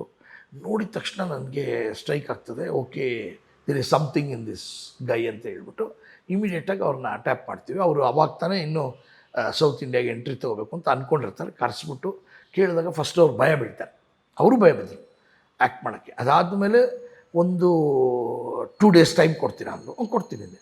ಆವಾಗ ಅವ್ರಿಗೆ ಕನ್ವಿನ್ಸ್ ಆಯಿತು. ದೆನ್ ಒಂದು ಸ್ಕ್ರಿಪ್ಟ್ ನೋಡ್ತಾರೆ ವಿತ್ ಕಂಪ್ಲೀಟ್ ನಮ್ಮದು ಪಿಕ್ಚರ್ ಬೋರ್ಡ್ ಮಾಡಿರ್ತೀವಿ, ವಿತ್ ಸೀನ್ಸು ಫೋಟೋಸ್ ಎಲ್ಲ ಬರೆದು ರೆಡಿ ಮಾಡಿ. ಅದು almost it was new thing to cinema, ಅವಾಗ ಕನ್ನಡ ಸಿನಿಮಾಗೆ ಅಂತ. 25 years ಬ್ಯಾಕೆ ನಾವು ಫುಲ್ ಸ್ಕ್ರಿಪ್ಟ್ನ ಇದು ಮಾಡಿಬಿಟ್ಟಿದ್ವಿ ನಾವು, ಪಿಕ್ಚರ್ ಬೋರ್ಡ್ ಥರ ಮಾಡಿಬಿಟ್ಟಿದ್ವಿ, ಏನೇನು ಬರುತ್ತೆ ಸೀನ್ಸ್ಗಳು ಅಂತೇಳಿ ಡ್ರಾಯಿಂಗ್ ಮಾಡೇ ಮಾಡಿಬಿಟ್ಟಿದ್ವಿ. ಅದೆಲ್ಲ ನೋಡಿದ್ಮೇಲೆ ತುಂಬ ಇಂಪ್ರೆಸ್ ಆಗಿ, ಆಮೇಲೆ ಆ್ಯಕ್ಯುರೇಟ್ ಆಗಿದ್ದಾರೆ ಈ ಮನುಷ್ಯ, ಪರ್ಫೆಕ್ಟ್ ಆಗಿದ್ದಾನೆ ಅಂತೇಳಿ ಗೊತ್ತಾಗ್ತದೆ. ಅದಾದಮೇಲೆ ಎವ್ರಿ ಟೈಮ್ ನಾನು ಮಾತಾಡ್ಬೇಕಾದ್ರೆ ನಿಮ್ಮ ಕೈಯಲ್ಲಿ ಯಾವ ಕೈಯಲ್ಲಿ ಫೋನ್ ಇದೆ, ಅದಾದಮೇಲೆ ನಿಮ್ಮ ಕಣ್ಣು ಮುಚ್ಚಿದ್ದೀರಾ, ಇದನ್ನು ಯಾವಾಗಲೂ ಕೇಳ್ತಾ ಇರ್ತಿದೆ. ಯಾಕಂದರೆ ಈಗ ಸಿಂಪಲ್ ಒಂದು ಕಣ್ಣು ಮುಚ್ಕೊಂಡು ಮಾತಾಡ್ಬಿಟ್ಟು ನಾವು ಸ್ವಲ್ಪ ತಿರುಗಿದ್ರೆ ಇವಾಗ ನಮ್ಗೆ ಎರಡೂ ಕಣ್ಣು ಓಪನ್ ಇದ್ದರೆ ನಮ್ಗೆ ಆಟೋಮೆಟಿಕ್ಕಾಗಿ ನಾವು ಇಲ್ಲಿ ನೋಡ್ತಾ ಇರ್ತೀವಿ. ಒಂದು ಸಾರಿ ಈ ಕಣ್ಣು ಮುಚ್ಚಿದ ತಕ್ಷಣವೇ ನಮಗೆ ಹಿಂಗೆ ತಿರುಗಬೇಕು ಅಂದರೆ ಈ ಯಾರ ಲೆಫ್ಟ್ ಸೈಡ್ ಹಿಂಗೆ ಒಂದು ಚಿಕ್ಕ ಇನ್ಸಿಡೆಂಟ್ ಆಯಿತು ಅಂದರೆ ಫುಲ್ಲು ನಾವು ತಿರುಗಬೇಕಾಗ್ತದೆ. ಅದು ಗೊತ್ತಾಗ್ತದೆ. ಬೇಕಾದ್ರೆ ನೀವು ಒಂದು ಕಣ್ಣು ಕ್ಲೋಸ್ ಮಾಡಿದ ತಕ್ಷಣವೇ ಅರ್ಧ ನಮಗೆ ವಿಷನ್ ಕಟ್ ಆಗಿಬಿಡುತ್ತೆ. ಅದು ಏನಾದರೂ ಬಂತು ಅಂದರೆ ಬಾಡಿ ಸಮೇತ ಟರ್ನ್ ಆಗ್ತದೆ. ಇಷ್ಟನ್ನು ಅವ್ರ ಹತ್ರ ನಾನು ಕಲೆ ಆಗ್ತಾಗ ನನಗೆ ಗೊತ್ತಾಯಿತು. ಆಮೇಲೆ ಇದೇ ಥರ ಅವ್ರನ್ನ ಟ್ರೈನ್ ಮಾಡಿ ಆ್ಯಂಡ್ ಈ ವಾಸ್ ಥಿಯೇಟರ್ ಆರ್ಟಿಸ್ಟ್ ಬೇರೆ. ಅವ್ರಿಗೆ ಒಳ್ಳೆ ವಾಯ್ಸ್ ಇತ್ತು, ಅವ್ರ ಕೈಲೇ ಡಬ್ ಮಾಡಿಸ್ದೆ. ಕಣ್ಣು ತುಂಬ ಚೆನ್ನಾಗಿತ್ತು, ದೆನ್ ಆ್ಯಪ್ಟ್ ಆಗಿತ್ತು, ಪರ್ಫೆಕ್ಟ್ ಬಾಡಿ ಫೀಚರ್ಸು ವರ್ಕೌಟ್ ಆಯಿತು. ಸರ್, ಫೈನಲಿ ಈ ಚಿತ್ರದ ನಿರ್ಮಾಣ ಹೇಗೆ ನಡೀತು? ಹಣಕಾಸನ್ನು ಹೇಗೆ ಅನಿಸಿದ್ರಿ? ಪ್ರೊಡಕ್ಷನ್ ಚಾಲೆಂಜಸ್ ಏನೆಲ್ಲ ಎದುರಾಯ್ತಾ? ಈಗ ನಮಗೇನೆಂದರೆ ಫಸ್ಟ್ ಫಿಲ್ಮ್ ನಾನು ಮಾಡಿದ್ದು ಆ್ಯಕ್ಚುಲಿ ಇದನ್ನು ಬರೆದು ಮಾಡಬೇಕು ಅಂತ ಹೋದೆ. ನನಗೆ ಇಡೀ ಇಂಡಸ್ಟ್ರಿನೇ ಭಯ ಬೀಳಿಸ್ಬಿಡ್ತು. ನೀನು ಈ ಥರ ಪಿಕ್ಚರ್ ಮಾಡಿದ್ರೆ ಹೋಯ್ತು ಬಿಡು ನಿನ್ನ ಕತೆ ಅಂತ ಹೇಳಿ ತೀರ್ಮಾನ ಹೇಳ್ತಾಯಿದ್ರು. ನಾನು ನೋಡಿ ಎಷ್ಟು ಭಯ ಬೀಳ್ತೀವಿ ನಾವು ಹೊರಗಡೆ. ಯಾರಾದ್ರೂ 4 ಜನ ಏನೋ ಅಂದ್ಬಿಟ್ರೆ ಎಷ್ಟು ಭಯ ಬೀಳ್ತೀವಿ ಅನ್ನೋದಕ್ಕೆ ನಾನೇ ಸಾಕ್ಷಿ. ಅದಕ್ಕೆ ಆ ಬೈಕ್ ಏನು ಮಾಡಿದೆ, ನಾನು ಇನ್ನೊಂದು ಕತೆ ಮಾಡಿದೆ. ಅದು ಗುಜರಾತಲ್ಲಿ ಭೂಕಂಪ ಆಗಿದ್ದ ಒಂದು ಚಿಕ್ಕ ಇನ್ಸಿಡೆಂಟ್ ಇಟ್ಕೊಂಡು ಕತೆ ಮಾಡಿದೆ. ಅದಕ್ಕೂ ಸ್ಟೇಟ್ ಅವಾರ್ಡ್ ಬಂತು ನನಗೆ. ಸ್ಟೇಟ್ ಅವಾರ್ಡ್ ಬಂತು, ಬೆಸ್ಟ್ ಸ್ಟೋರಿ ಬಂತು, ಎಲ್ಲ ಓಕೆ. ದುಡ್ಡು ₹1 ಇಲ್ಲ, ಹೊಟ್ಟೋಯ್ತು, ಎಲ್ಲ ದುಡ್ಡು ಹೊಟ್ಟೋಯ್ತು. ಒಂದು ಮನೆ ಕೂಡ ಮಾರ್ಬಿಟ್ಟೆ ನಾನು, ಕಟ್ಟಿದ ಮನೆ. ಇದು ಕಾಮಾಖ್ಯ ಹತ್ರ, ಇದು ಈಶ್ವರಿ ಥಿಯೇಟ್ರ್ ಹತ್ರ. ದೆನ್ ಅವಾಗ ಅನ್ನಿಸ್ತು, ಒಂದು 15 ವರ್ಷದಿಂದ ನಾನು ವರ್ಕ್ ಮಾಡಿ ನಾನು ಸ್ಕ್ರಿಪ್ಟ್ ಮಾಡಿದ್ದನ್ನು ಅದನ್ನು ಮಾಡಿದೆ, ಇನ್ನೊಂದು ಸಿನಿಮಾ ಮಾಡ್ಬಿಟ್ನಲ್ಲ ನಾನು ಅಂತ ಯೋಚನೆ ಮಾಡ್ತಾನೇ ಇದ್ದೆ ನಾನು. ಯಾಕಂದರೆ ನಾವು ಫುಲ್ ಎಫರ್ಟ್ ಹಾಕಿ ಮಾಡಿರ್ತೀವಿ ಒಂದೇನೋ ಒಂದು ಕತೆಗೋಸ್ಕರ. ನಮ್ಮನ್ನು ಯಾರೋ ಹೇಳಿದ್ರು ಅಂತೇಳಿ ದುಡ್ಡೆಲ್ಲ ಹೋಯ್ತು. ಓಕೆ, ಇವಾಗ ಇದೇನಾಯಿತು? ಇವಾಗ ಜನ ಬಂದು ಥಿಯೇಟ್ರಿಗೆ ಬಂದು ಸಿನಿಮಾ ನೋಡಿ, ಇವಾಗಂತಲ್ಲ, ಆವಾಗಿಂದನೂ ಇದೇ ಕತೆ. ನಾವು ಇವಾಗ ಗಾಬರಿ ಆಗೋದು ಬೇಡ, ಇವತ್ತು ಜನ ಬರ್ತಿಲ್ಲ ಥಿಯೇಟ್ರಿಗೆ ಅಂತ. ಆವತ್ತಿಂದನೂ ಹಂಗೆ ಇದೆ. 100 ಪಿಕ್ಚರ್ ರಿಲೀಸ್ ಆದಾಗ 5 ಪಿಕ್ಚರ್ ಓಡುತ್ತೆ, ಇಲ್ಲ 7 ಪಿಕ್ಚರ್ ಓಡುತ್ತೆ, 10 ಪಿಕ್ಚರ್ ಓಡುತ್ತೆ, ಮಿಕ್ಕಿ 90 ಪಿಕ್ಚರ್ ಲಾಸ್. ಇವತ್ತು 200 ಪಿಕ್ಚರ್ ತೊಗೊಂಡಾಗ 180 ಪಿಕ್ಚರ್ ಔಟು, ಇನ್ನೊಂದು 20 ಪಿಕ್ಚರ್ 15 ಪಿಕ್ಚರ್ ಒಂಚೂರು ಕಾಸು ಮಾಡುತ್ತೆ, ಒಂದು 2-3 ಪಿಕ್ಚರ್ ಹಿಟ್ ಆಗುತ್ತೆ. ಇದೇ ಸ್ಟೇಜೇ ಅವತ್ತು ಇತ್ತು, ರೇಷಿಯೋ ಹಂಗೆ ಬರ್ತಾನೆ ಇದೆ. ಆವಾಗ ಫ್ಲಾಪ್ ಆಗಿದ್ದರಿಂದ ನಾನು ಇದನ್ನು ಮಾಡಿದರೆ ಚೆನ್ನಾಗಿರ್ತಿತ್ತು ಅಂತ ಹೇಳಿ ಅವತ್ತಿನ ದಿನ ತುಂಬ ಕಷ್ಟಪಟ್ಟು ಮತ್ತೆ 20 ಲಕ್ಷ ನಾನು ಅಡ್ಜಸ್ಟ್ ಮಾಡಿದೆ. ಅದಾದಮೇಲೆ ನನ್ನ ಕ್ಲೋಸ್ ಫ್ರೆಂಡ್ ಮುರಳೀಧರಪ್ಪ ಅವರೊಂದು 3-4 ಜನ ಇಟ್ಕೊಂಡು ಅವರೊಂದು 20 ಲಕ್ಷ ಹಾಕಿದ್ರು. ಕೆಂಚಪ್ಪಗೌಡರು ಅವರು ಮೇಜರ್ ಪಾರ್ಟ್ನರ್ ಹತ್ಕೊಂಡು ಅವರೊಂದು 20 ಲಕ್ಷ ಅರೇಂಜ್ ಮಾಡಿದ್ರು. ಅದಾದಮೇಲೆ ಒಂದು 60 ಲಕ್ಷ ರೂಪಾಯಿ ಇಟ್ಕೊಂಡು ಸ್ಟಾರ್ಟ್ ಮಾಡಿದ್ವಿ ಈ ಪ್ರಾಜೆಕ್ಟ್, ಎಲ್ಲರೂ ಬ್ಯಾಂಕಲ್ಲಿ ಹಾಕಿ. ಅದಾದಮೇಲೆ ಒಂದು 40 ಲ್ಯಾಕ್ಸ್ ಮತ್ತೆ ಬೇಕಾಗಿ ಬಂತು, ಇನ್ನೊಬ್ಬರ ಹತ್ರ ಲೋನ್ ತೊಗೊಂಡ್ವಿ. ಅವರಿಗೆಲ್ಲ ವಾಪಸ್ ಹಂಗೆ ಕೊಟ್ಟು ಈ ಪಿಕ್ಚರ್ ರಿಲೀಸ್ ಆಗಿ ಎಷ್ಟು ಇಂಟರ್ನ್ಯಾಷನಲ್ ಫೆಸ್ಟಿವಲ್ಸ್ಗೆ ಹೋಯ್ತು ಅಂದರೆ ಅಷ್ಟು ಇಂಟರ್ನ್ಯಾಷನಲ್ ಫೆಸ್ಟಿವಲ್ಸ್ಗೆ ಹೋಯ್ತು. ಸ್ಟೇಟ್ ಅವಾರ್ಡು, ಮತ್ತು ಇನ್ನೊಂದು ಸ್ಟೇಟ್ ಅವಾರ್ಡ್ ಬಂತು, ಫಿಲ್ಮ್ ಫೇರ್ ಅವಾರ್ಡ್ಸ್ ಬಂತು, ತಾರಾ ಅವ್ರಿಗೆ ಸ್ಟೇಟ್ ಅವಾರ್ಡ್ ಬಂತು, ನನಗೂ ಬಂತು, ಎಲ್ರಿಗೂ ಬಂದಿದ್ದರಿಂದ ತುಂಬ ಖುಷಿ ಆಯಿತು. ಆಮೇಲೆ ಒಳ್ಳೆಯ ಹೆಸರು ಬಂತು. ಆವತ್ತಿನ ದಿನ ಕಾಸರು ಒಳ್ಳೆಯವರು ಹೇಳಿದ್ರು, ಇವತ್ತಲ್ಲ ನಾಳೆ 50 ವರ್ಷ ಆಗಲಿ ಎಷ್ಟೇ ಆಗಲಿ ಇಂಡಿಯನ್ 1000 ಫಿಲ್ಮ್ಸಲ್ಲಿ ಇದೊಂದು ಸಿನಿಮಾ ಉಳ್ಕೊಳ್ಳುತ್ತೆ ರಮೇಶ್ ಅಂತ ಹೇಳೋರು. ಆಮೇಲೆ ಅದೇ ಥರ GS ಶಿವರುದ್ರಪ್ಪ ಸರ್ ಅವರು ಒಂದು ಲೆಟ್ರ್ ಬರೆದಿದ್ದಾರೆ, ಕಣ್ಣಲ್ಲಿ ನೀರು ಬರುತ್ತೆ, ಅದು ಈಗಲೂ ನೆನೆಸ್ಕೊಂಡ್ರೆ ನನಗೆ. ಆಮೇಲೆ ಚಂದ್ರಶೇಖರ್ ಕಂಬಾರರು ಅವರೊಂದು ಲೆಟ್ರ್ ಬರೆದಿದ್ದಾರೆ. ಆ ಲೆಟ್ರುಗಳನ್ನ ಇವತ್ತು ನಾನು ನೋಡ್ತಿದ್ರೆ ಕೇಳ್ತಿದ್ರೆ ನನಗೆ ಒಂಥರ ಇದಾಗ್ತದೆ. ಆಮೇಲೆ CR ಸಿಂಹ ಸರ್ ಪ್ರತಿಯೊಬ್ಬರು ನನಗೆ ಪರ್ಸ್ನಲಾಗಿ ಲೆಟ್ರಸ್ಸೇ ಬರೆದಿದ್ದಾರೆ ಈ ಸಿನಿಮಾನ ಬಗ್ಗೆ. ಮತ್ತು ಈ ಸಿನಿಮಾನ ಮತ್ತೆ ಜನಕ್ಕೆ ತರಬೇಕು ಅಂತ ಅದಕ್ಕೆ 23ಕ್ಕೆ ರಿಲೀಸ್ ಮಾಡ್ತಾರೆ. ಸರ್, ಈ ಚಿತ್ರದ ನೀವು ಡೈರೆಕ್ಟ್ರಾಗಿ ಅಲ್ಲ, ಒಬ್ಬ ಪ್ರೇಕ್ಷಕರಾಗಿ ನಿಮಗೆ ತುಂಬ ಇಷ್ಟ ಆಗಿರೋ ಒಂದು 2 ದೃಶ್ಯ ಹೇಳ್ಬೋದಾ? ನನಗೆ ಮೈ ಫೇವ್ರೆಟ್ ಸೀನ್ 2 ಅದರಲ್ಲಿ ಆ ಸಿನಿಮಾಲಿ. ಒಂದು ನನಗೆ ಟಫ್ ಅನಿಸಿದ್ದು ಸೀನ್ ಅದು ಆ್ಯಕ್ಚುಲಿ. ಒಂದು ಕಡೆ ವಾರ್ ನಡೀತಿದೆ, ನಮ್ಮ ಹತ್ರ ಅಷ್ಟು ಫಂಡ್ಸ್ ಇಲ್ಲ, ವಾರ್ ತೋರಿಸ್ಬೇಕು ಮತ್ತು ಆ ಫೀಲಿಂಗ್ಸ್ ಹೇಳಿಸ್ಬೇಕು. ಆ ಸೀನ್ ವ್ಯಾಲ್ಯೂ ಹೆಂಗೆ ಬರುತ್ತೆ ಅಂತ ಹೇಳಿ ಪ್ಲ್ಯಾನ್ ಮಾಡ್ತೀನಿ. ಅದಾದಮೇಲೆ ಪುಟ್ಟೇನಹಳ್ಳಿ ಕೆರೆ ಹತ್ರ ಹೋಗಿ ಆಕೆ ಹೇಳ್ತಾಳೆ, ಎಷ್ಟು ಚೆನ್ನಾಗಿದೆ ನಿಮ್ಮ ಕೆರೆ, ಎಷ್ಟು ಪೀಸ್ಫುಲ್ಲಾಗಿದ್ದೀರಾ ನೀವು ಬೆಂಗಳೂರಿನವರು, ಈ ಥರ ನಮ್ಮಲ್ಲೂ ಇತ್ತು. ಬಟ್ ಅಲ್ಲಿ ಇವತ್ತು ಅಲ್ಲಿ ಇಲ್ಲ, ಬರೀ ವಾರು ರಕ್ತ. ಇಲ್ಲಿ ನೀರು ಈ ನೀರು ಥರ ಅಲ್ಲಿ ಅಷ್ಟು ನಾವು ಉಯ್ಯಾಲೆಕ್ಕೆ ಇಟ್ಕೊಂಡೆಲ್ಲ ಆಡ್ತಿದ್ವಿ. ನೀರಲ್ಲಿ ಇವತ್ತಿನ ದಿನ ಅಲ್ಲಿ ನೀರೇ ಇಲ್ಲ, ಬರೀ ರಕ್ತ ತುಂಬಿಡಿದೆ ಆ ಕೊಳದ ತುಂಬ ಅಂತ ಹೇಳೋ ಸೀನ್ನ ಬಟ್ ಕನ್ವೆ ಮಾಡಬೇಕು. ಅವ್ರು ಹೇಳ್ತಾ ಇದ್ದಂಗೆ ಸೌಂಡ್ಸಲ್ಲಿ ಆಟ ಆಡ್ತೀನಿ. ನಂಗೆ ಅದು one of the best scene ಅನಿಸುತ್ತೆ. ನೀವು ಈಗ ಸಿನಿಮಾ ನೋಡಿದ್ರೆ ಗೊತ್ತಾಗ್ತದೆ, ಆಕೆ ಹೇಳ್ತಾ ಇರ್ತಾರೆ, ಆ ಸೌಂಡು ಆ ಸೌಂಡಲ್ಲೇ ಆಟ ಆಡ್ತೀನಿ. ಆ ಸೌಂಡಲ್ಲಿ ಅಲ್ಲಿ ವಾರ್ ನಡೀತಾರೋ ಸೌಂಡು ಎಲ್ಲ ಪ್ಲೇ ಮಾಡಿ ಹಾಕಿರ್ತೀನಿ. ಅದನ್ನು ಅದು ಬ್ಯೂಟಿಫುಲ್ಲಾಗಿ ಜೆಲ್ಲಾಗಿ ಬಂತು ಅದೊಂದು. ಆಮೇಲೆ ನನಗೂ ಕ್ಯಾಮ್ರಾಮನ್ಗಾಗಲಿ ಎಲ್ರಿಗೂ ಚರ್ಚೆ ಆಗಿದ್ದ ಸೀನ್ ಅಂದರೆ ಮೃದುಲಾ ಗ್ಯಾಸ್ ಸ್ಟವ್ ಕೇಳೋ ಸೀನ್ ಇದೆ. ಅದನ್ನು ಬೇಕಾದ್ರೆ ನೋಡಿ, ಅದು ಸಿನಿಮಾಲಿ ಈಗ ನೋಡಿದ್ರೆ ಗೊತ್ತಾಗತ್ತೆ ನಮಗೆ. ಆ ಸಿನಿಮಾಲಿ ಈ ನಾರ್ಮಲಾಗಿ ನಮ್ಮ ತಾಯಿ ಆಗ್ಬೋದು, ನಮ್ಮ ಚಿಕ್ಕಮ್ಮ, ಇದೆಲ್ಲ ನಮ್ಮ ಚಿಕ್ಕಪ್ಪ ಚಿಕ್ಕಪ್ಪದಿರೇ ಇರೋದು. ಒಂದು ಗ್ಲಾಸಲ್ಲಿ ಯಾರಾದರೂ ಸಕ್ಕರೆ ಕೇಳಿದ್ರೆ ಸಕ್ಕರೆ ಕೊಡ್ತೀವಿ, ಇಲ್ಲ ರಾಗಿ ಹಿಟ್ಟು ಕೇಳಿದ್ರೆ ರಾಗಿ ಹಿಟ್ಟು ಕೊಡ್ತೀವಿ. ಆ ರಾಗಿ ಹಿಟ್ಟು ಸಕ್ಕರೆ ಬಗ್ಗೆ ಯೋಚನೆ ಮಾಡಲ್ಲ. ಆ ಗ್ಲಾಸ್ ಇರುತ್ತೆ ನೋಡಿ, ಆ ಗ್ಲಾಸಲ್ಲಿ ಒಂದು ಅಟ್ಯಾಚ್ಮೆಂಟ್ ಇರುತ್ತೆ. ಅವ್ರ ಅತ್ತೆ ಮನೆದೋ ಅವ್ರ ತಾಯಿ ಮನೆದೋ ಅದು ಹೆಂಗೋ ಬಂದಿರುತ್ತದು. ಆ ಗ್ಲಾಸ್ ಬಗ್ಗೆ ಕೇಳ್ತಾ ಇರ್ತಾರೆ, ಆ ಚೆಂಬು ಕೊಡು, ಆ ಗ್ಲಾಸ್ ಕೊಡು ಅನ್ನೋದು. ಅಲ್ಲಿ ಫಸ್ಟ್ ಆವಾಗ ಒಂದು ಗ್ಯಾಸ್ ಸ್ಟವ್ ಸಿಲಿಂಡ್ರು ಮೃದುಲನ ಹತ್ರ ಇರುತ್ತೆ. ಆ ಮನೆ ಅದು ಅವ್ರ ತಾಯಿ ಕೊಟ್ಟಿದ್ದು. ಆ ಸಿಲಿಂಡ್ರನ್ನ ಇವರು ಪುಟ್ಟೇನಹಳ್ಳಿ ಮನೆಯಿಂದ ಕೋಣನಕುಂಟೆ ಮನೆಗೆ ಲಾಸ್ಟ್ ಡೇ ಶಿಫ್ಟ್ ಮಾಡಿಬಿಟ್ಟಿರ್ತಾರೆ. ಅಲ್ಲಿ ದೊಡ್ಡ ವಾರ್ ನಡೀತಿರುತ್ತೆ, ಒಂದು 5,000 ಜನ ಸೇರಿರ್ತಾರೆ, ಪೊಲೀಸವರು. ಇಷ್ಟು ವಾರ್ ಮಧ್ಯ ಎಲ್ಲ ಆಗೋಗುತ್ತೆ, ಶಿವರಾಸನೆಲ್ಲ ಗೊತ್ತಾಗುತ್ತೆ, ಎಲ್ಲ ಫೈರ್ ನಡೀತಾ ಇದೆ, ಎಲ್ಲ ನಡೀತಿದೆ. ಆವಾಗ ಮೃದುಲಾ ಎಲ್ಲ ಬಂದು, ಸರ್ ನಂಗೊಂದು ಇದಿದೆ, ಕನ್ಸರ್ನ್ ಇದೆ ಅಂತಾರೆ. ಏನು ಅಂತ ಕೇಳ್ತಾರೆ. ಇಲ್ಲ, ನೀವು ಅವ್ರನ್ನೇನಾದರೂ ಮಾಡ್ಕೊಳ್ಳಿ, ನೀವು ಯಾರನ್ನ ಶಿವರಾಸನ್ನ ಮತ್ತು ಇದು, ನನಗೆ ಆ ಮನೇಲಿ ನಂದು ಗ್ಯಾಸ್ ಸ್ಟವ್ ಸಿಲಿಂಡ್ರ್ ಇದೆ, ಅದು ನನಗೆ ಕೊಡಿಸ್ಬಿಡ್ತೀರಾ, ಯಾಕಂದರೆ ಅದು ನಮ್ಮ ಅಮ್ಮನ ಮನೆಯಿಂದ ತಂದಿದ್ದು ಅಂತ ಅಂತಾರೆ. ಅವ್ರಿಗೆ ಶಾಕ್ ಆಗಿಬಿಡುತ್ತೆ. ಅದು ಆ್ಯಕ್ಚುಲ್ ನಿಜ ಹೇಳಬೇಕು ಅಂದರೆ ಆಕೆ ಏನು ಯಾವ ಮನಸ್ಸಿಂದ ಕೇಳಿದ್ರೂ ಗೊತ್ತಿಲ್ಲ. ಅದು ಕೇಳಿದ್ದೆ ಅವ್ರಿಗೆ ಗೊತ್ತಾಗ್ತದೆ ಶಿ ಈಸ್ ವೆರಿ ಇನ್ನೋಸೆಂಟ್ ಅಂತ, ಇದರಲ್ಲಿ ಸಂಬಂಧನೇ ಇಲ್ಲ ಅಂತ. ಯಾಕಂದರೆ ಆ ಇನ್ನೋಸೆನ್ಸ್ಗೆ ಮಾತ್ರ ಅದು ಗೊತ್ತಾಗುತ್ತದೆ.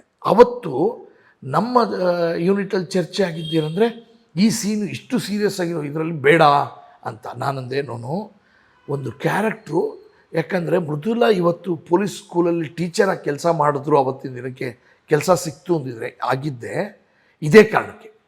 ಇನ್ನೋಸೆಂಟ್ ಅಂತ ಪ್ರೂವ್ ಆಗೋದೇ ಇಲ್ಲೇ ಅವರು, ಅದಕ್ಕೋಸ್ಕರ ಕೆಲಸ ಸಿಕ್ಕಿರೋದು. ಈ ಸೀನ್ನ ನಾನು ತೆಗಿತೀನಿ, ಥಿಯೇಟ್ರಲ್ಲಿ ನೋಡ್ತೀನಿ, ಇದಕ್ಕೆ ಜಲ್ಲೆ ಆಗಲಿಲ್ಲ ಅಂದರೆ ನಾನು ರಿಮೂವ್ ಮಾಡ್ತೀನಿ, ಇಲ್ಲ ಇಟ್ಕೊಳ್ತೀನಿ ಅಂತ ತೆಗೆದೆ. ನನಗೆ ತುಂಬ ಕಾನ್ಫಿಡೆಂಟ್ ಆಗಿತ್ತು ಇದು ಗೆಲ್ಲತ್ತೆ ಅಂತ. ಅದೇ ಥರ ಆ ಸೀನು ಥಿಯೇಟ್ರ್ನಲ್ಲಿ ಕ್ಲಾಪ್ಸ್ ತೊಗೊಳ್ತು. ಅವ್ರಿಗೆ ಸ್ಟೇಟ್ ಅವಾರ್ಡ್ ಬರೋಕ್ಕೆ ಎಲ್ಲ ಅರ್ಹತೆಯೂ ಇತ್ತು ಈ ಸಿನಿಮಾ. ಸರಿ, ಸಿನಿಮಾದಲ್ಲಿ ಎಲ್ಲ ಪಾತ್ರಗಳು ತುಂಬ ಕಣ್ಣಿಗೆ ಕಟ್ಟು ಥರ ಇದೆ. ಈ ಮಾಳವಿಕ ಆಗಿರ್ಬೋದು, ಆಮೇಲೆ ಅವಿನಾಶು, ಆಮೇಲೆ ಉಷಾ ಭಂಡಾರಿ, ಅದೆಲ್ಲ ಪಾತ್ರವನ್ನು ನೀವು ಅಂದರೆ ಪರ್ಟಿಕ್ಯುಲರ್ ಆಗಿ ಇಂಥವ್ರೇ ಆಗಬೇಕು ಅಂತ ಏನಾದರೂ ಪ್ಲ್ಯಾನ್ ಮಾಡ್ಕೊಂಡಿದ್ರಾ? ಯಾಕಂದರೆ ನಾವು ನಮಗೆ ಸ್ವಲ್ಪ ಥಿಯೇಟ್ರ್ ಬ್ಯಾಕ್ಗ್ರೌಂಡಿಂದ ಬಂದರೆ ಚೆನ್ನಾಗಿರುತ್ತೆ. ಆಮೇಲೆ ಇನ್ನೊಂದೇನೆಂದರೆ, ನೀವು ಸೈನೈಡ್ ಅನ್ನೋದು ನಾವು we have out of the box ಹೋಗಿ ಕೆಲಸ ಮಾಡ್ತೀವಿ ಅಂತೀವಲ್ಲ, ಆ ಥರ ಇತ್ತು ನಮಗೆ. ಅವಾಗೇನೆಂದರೆ ಒಂದು ಸಿನಿಮಾ ಅಂದರೆ ಹೀರೋ ಹೀರೋಯಿನ್ನು, ಫೈಟ್ಸು ಮತ್ತು ಕಾಮಿಡಿ, ಇದು ಏನು ಸಾಂಗ್ಸು, ಇದೆಲ್ಲ ಇರಬೇಕು ಅಂತ ಇರುತ್ತೆ. ಸೈನೈಡ್ ತೊಗೊಂಡಾಗ ನಮಗೆ ಒಂದು ಹೀರೋಸ್ ಇಲ್ಲ, ಒಂದು ಫೈಟ್ ಇಲ್ಲ, ಒಂದು ಸಾಂಗ್ ಇಲ್ಲ, ಒಂದು ಕಾಮಿಡಿ ಆಗಿಲ್ಲ, ಏನಿಲ್ಲ. ಈ ಸಿನಿಮಾನ ಹೇಗೆ ಬಿಗಿಯಾಗಿ ಹಿಡಿಬೇಕು ಅಂತೇಳಿ ಮಾಡಿದಂಥ ಒಂದು ಸ್ಕ್ರೀನ್ ಪ್ಲೇ. ಬಟ್ ಆರ್ಟಿಸ್ಟ್ಗಳಂತೂ ದೇವ್ರ ಥರ ನಮಗೆ ಸಿಕ್ಕಿದ್ದು ಎಲ್ಲ ಆರ್ಟಿಸ್ಟ್ಗಳು. ನಮ್ಮ ಅವಿನಾಶ್ ಸರ್ ಆಗ್ಬೋದು, ಮತ್ತು ಮಾಲ್ವಿಕಾ ಆಗ್ಬೋದು, ಪ್ರತಿಯೊಬ್ಬರು ಯಾರೂ ಒಂದು ಚೂರು ತುಟುಪಿಟಿಕಂತಿಲ್ಲ. 29 ಡೇಸ್ ಶೂಟ್ ಮಾಡಿದ್ವಿ. 29 ಡೇಸು ಎಲ್ಲರೂ ಸೆಟ್ಟಲ್ಲೇ ಇರ್ತಿದ್ರು. ಅದಾದಮೇಲೆ ಮಾಲ್ವಿಕಾ ಅದು ಆ್ಯಕ್ಚುಲಿ ಮುಗಿದೋಗಿ ನಾವು ಪ್ಯಾಲೇಸಲ್ಲಿ ಶೂಟ್ ಮಾಡೋಕ್ಕಾರೆ ಅವ್ರ ಸೀನ್ ಇರಲಿಲ್ಲ. ಆದರೂ ಅವ್ರ ಕೈಲಿ ತಡೆಯೋಕ್ಕಾಗ್ತಿರಲಿಲ್ಲ. ಬೆಳಗ್ಗೆನೇ ಬಂದ್ಬಿಟ್ಟು ಅಲ್ಲಿ ನಮ್ಮ ಜೊತೆಲಿ ಕೂತ್ಕೊಳ್ಳೋರು. ಯಾಕಂದರೆ ಆ ಲೆವೆಲ್ಗೆ ಇಂಟೆನ್ಸ್ ಇತ್ತಲ್ಲಿ ಒಂದು ಮೇಕಿಂಗಲ್ಲಿ. ಪ್ರತಿಯೊಬ್ಬರು ದೇ ಆರ್ ಸೋ ಇನ್ವಾಲ್ವ್ಡ್. ಅವ್ರ ಸೀನ್ ಇಲ್ಲ ಅಂದರೂ ಅವ್ರು ಇರಬೇಕು ಅನ್ನೋ, ಆ ಟೀಮಲ್ಲಿ ಇರಬೇಕು ಅನ್ನೋ ಆ ಇದಿತ್ತು ನೋಡಿ. ಆ ಟೀಮ್ ವರ್ಕ್ಗೆ ಅದು ಗೆಲ್ಲಕ್ಕೆ ಸಾಧ್ಯ. ಆಮೇಲೆ ನನಗೆ ಸಿಕ್ಕಿದ್ದಂಥ one of the best technicians ಅಂತಲೇ ಹೇಳ್ಬೋದು ನಮ್ಮ ರತ್ನವೇಲು, ನನ್ನ ಕ್ಲಾಸ್ಮೇಟು. ಅದೇ ಥರ one of the best editor south ಇಂಡಿಯಾಗೆ ಆ್ಯಂಟೋನಿ ಅವರು. ಆಮೇಲೆ ಮ್ಯೂಸಿಕ್ ಡೈರೆಕ್ಟ್ರ್ ಕೇಳಬೇಕಾಗೇ ಇಲ್ಲ, ಅಂಥ ಒಳ್ಳೆ ಮ್ಯೂಸಿಕ್ ಡೈರೆಕ್ಟರ್ ಸಂದೀಪ್ ಚೋಟ ಅವರು. ಆಮೇಲೆ ಒಳ್ಳೆ ಆರ್ಟ್ ಡೈರೆಕ್ಟ್ರು ಕಿರಣ್, ಇವತ್ತು one of the top art directors ಅವರು. ಇವ್ರು ಎಲ್ಲ ಒಂದು ಟೀಮ್ ವರ್ಕಿಂದ ಆದಂಥ ಒಂದು ಸಿನಿಮಾ. ಇವತ್ತು ನಾನು ತಾರಾ ಅವ್ರಿಗೆ ಮತ್ತು ನನ್ನ ಆರ್ಟಿಸ್ಟ್ಗೆ ನಾನು ಉಷಾ ಭಂಡಾರಿ, ಮುನ್ನಿ ಆಗ್ಬೋದು, ಸಂದೀಪ್ ಆಗ್ಬೋದು, ಎಲ್ರಿಗೂ ನಾನು ತುಂಬ ಥ್ಯಾಂಕ್ಸ್ ಹೇಳೋಕ್ಕೆ ಇಷ್ಟಪಡ್ತೀನಿ. ನೆಕ್ಸ್ಟ್ ಏನು ಸರ್, ನೆಕ್ಸ್ಟ್ ಪ್ರಾಜೆಕ್ಟ್ ಏನು? LTD ಬಗ್ಗೆ ನೀವು ವೆಬ್ ಸೀರೀಸ್ ಮಾಡ್ತೀರಂತ ಹೇಳಿದ್ರಿ ಸರ್. ಈಗ ವೆಬ್ ಸೀರೀಸ್ ಮಾಡೋಕ್ಕೆ ಮುಂಚೆ ರಾಜೀವ್ ಗಾಂಧಿ ನನಗೆ ಎಲ್ಲ ಕಡೆ ಸರ್, ಇಡೀ ಎಲ್ಲೋದಕ್ಕೆ ಈ ಸಿನಿಮಾ ನೋಡ್ತಾರೋ ಪ್ರತಿಯೊಬ್ಬರು ಕೇಳ್ತಿದ್ದು ಒಂದೇ ಪ್ರಶ್ನೆ, ಸರ್ ರಾಜೀವ್ ಗಾಂಧಿ ಅವ್ರನ್ನ ಹೆಂಗೆ ಕೊಂದಾಕಿದ್ರು? ಯಾಕಂದರೆ ಈ ಸಿನಿಮಾ ಬಂದು ರಾಜೀವ್ ಗಾಂಧಿ ಅವ್ರನ್ನ ಕೊಂದಾಕೋದು ಮೇ 21ನೇ ತಾರೀಕು. ನನ್ನ ಕತೆ ಶುರು ಆಗೋದು ಆಗಸ್ಟ್ 1ರಿಂದ ಆಗಸ್ಟ್ 20ರವರೆಗೂ ನಡೀತಾ ಈ ಕತೆ. ಬ್ಯಾಂಗ್ಳೂರಲ್ಲಿ ನಡೆದಿದ್ದ ಕತೆ ಅಂತ ಹೇಳ್ತೀನಿ. The last 20 days of Sivarasan, the inside story, cyanide. ಇದಕ್ಕೆ ಮುಂಚೆ ಏನು ನಡೀತು ಸರ್, ಯಾರು ಹೇಳೋದು ಸರ್ ಅಂತಾರೆ. ಇವತ್ತಿನ ಜನ್ರೇಷನ್ಗಾಗಲಿ ಅವತ್ತಿನ ಜನ್ರೇಷನ್ಗಾಗಲಿ ಯಾರಿಗೂ ಗೊತ್ತಿಲ್ಲ. ಯಾಕಂದರೆ ಅವತ್ತು ಮೀಡಿಯಾ ಇಲ್ಲ, ಇಷ್ಟು ಪವರ್ಫುಲ್ಲಾಗಿ ಯಾರೂ ಇಲ್ಲವೇ, ಚಾನಲ್ಗಳೇ ಇಲ್ಲ ಅವಾಗ. ಯಾರಿಗೂ ಗೊತ್ತೇ ಇಲ್ಲ 91ಲ್ಲಿ ಏನೇನು ನಡೀತು, ಏನಾಯಿತು ಅಂತ. ಈ ಥರದ ವಿಷಯಗಳನ್ನ ಹೇಳೋಕ್ಕೆ ಆಸೆ ಪಡ್ತೀನಿ. ಯಾಕಂದರೆ ಅದಕ್ಕೋಸ್ಕರ ಪ್ರೀಕ್ವೆಲ್ ಮಾಡ್ತಾಯಿದ್ದೀನಿ. ಈ 9 ಜನದ ಅಸಾಸಿನೇಷನ್ ಟೀಮ್ ಏನಿದೆ, ಇದು ಮೇ 1, 1991, ದಟ್ ಮೀನ್ಸ್ ಮೇ 1, 1991 ಅವರು ಎಂಟ್ರಿ ಆಗ್ತಾರೆ ತಮಿಳ್ನಾಡಿಗೆ. ಅಲ್ಲಿಂದ 20 days ಎಲ್ಲೆಲ್ಲಿ ಹೋದ್ರು, ಹೆಂಗೆ ಬಂದರು ಮೆಡ್ರಾಸಿಗೆ. ಅದಾದಮೇಲೆ ಮೆಡ್ರಾಸಲ್ಲಿ ಮೇ 21ನೇ ತಾರೀಕು ರಾಜೀವ್ ಗಾಂಧಿ ಅವ್ರನ್ನ ಹೊಡೆದಾಕ್ತಾರೆ. ಅದಾದಮೇಲೆ ಇನ್ನೇನೇನು ನಡೀತು 70 ದಿನ. ಅದಾದಮೇಲೆ 1ನೇ ತಾರೀಕು ಅವರು ಬೆಂಗಳೂರಿಗೆ ಬಂದು ಲ್ಯಾಂಡ್ ಆಗ್ತಾರೆ, ಇಂದಿರಾನಗರ್ ಬರ್ತಾರೆ. ಅಲ್ಲಿಂದ ಸೆಕೆಂಡ್ ಡೇನೇ ಪುಟ್ಟೇನಹಳ್ಳಿ ಮನೆಗೆ ಬರ್ತಾರೆ. ಅಲ್ಲೊಂದು 17-18 ದಿನ ಇರ್ತಾರೆ. ಅಲ್ಲಿಂದ ಕೋಣನಕುಂಟೆಗೆ ಹೋಗ್ತಾರೆ 2 ದಿನ. ಇದ್ರಲ್ಲಿ ಕಂಪ್ಲೀಟ್ ಮುಗಿದು 20 ದಿನದ ಕತೆ. ಇದಕ್ಕೆ ಮುಂಚೆ ಕತೆ ಹೇಳೋಕ್ಕೆ ಇಷ್ಟಪಡ್ತಾಯಿದ್ದೀನಿ, ಪ್ರೀಕ್ವೆಲ್. ಅದು ಪ್ರತಿಯೊಂದು ಫಿಲ್ಮ್ ಫೆಸ್ಟಿವಲ್ ಎಲ್ಲರೂ ಕೇಳೋರು ನನ್ನ, ಮುಂಚೆ ಏನು ನಡೀತು. ಆಮೇಲೆ CBIಗೆ, ರಾಗೆ ಗೊತ್ತಿಲ್ಲದೆ ಇರೋಂಥ ಸಾಕಷ್ಟು ವಿಷಯಗಳಿದೆ ನಾನು ಇನ್ವೆಸ್ಟಿಗೇಟ್ ಮಾಡಿದಾಗ. ಈಗ ಸಿಂಪಲಾಗಿ ಹೇಳ್ತೀನಿ, ಒಂದು ಫೋಟೋಗ್ರಾಫ್ಸ್ ಎಲ್ಲರೂ ನೋಡಿರೋ ಫೋಟೋಗ್ರಾಫ್ ಯಾವುದು? ಒಂದು ಧನು ಹ್ಯೂಮನ್ ಬಾಂಬ್, ಬೆಲ್ಟ್ ಬಾಂಬ್ ಕಟ್ಕೊಂಡು ಒಂದು ಹುನಾರ ಇಟ್ಕೊಂಡಿರ್ತಾರೆ. ಅವ್ರದ್ದೊಂದು ಫೋಟೋ ಬರುತ್ತೆ. ಆ ಫೋಟೋನಲ್ಲಿ ಹಣೆಬೊಟ್ಟಿಲ್ಲ. ಬ್ಲಾಸ್ಟ್ ಆಗುತ್ತೆ. ಬ್ಲಾಸ್ಟ್ ಆಗಿ ಅವ್ರದ್ದು ತಲೆ ಸಿಗತ್ತೆ, ಕೈ ಕಾಲು ಸಿಗತ್ತೆ. ಇದೇನು ಪೋರ್ಷನ್ ಇರಲ್ಲ, ಯಾಕಂದರೆ ಬಾಂಬ್ ಕಟ್ಕೊಂಡಿರ್ತಾರೆ, ಹಂಗೆ ಬ್ಲಾಸ್ಟ್ ಆಗಿಬಿಟ್ಟಿರುತ್ತೆ.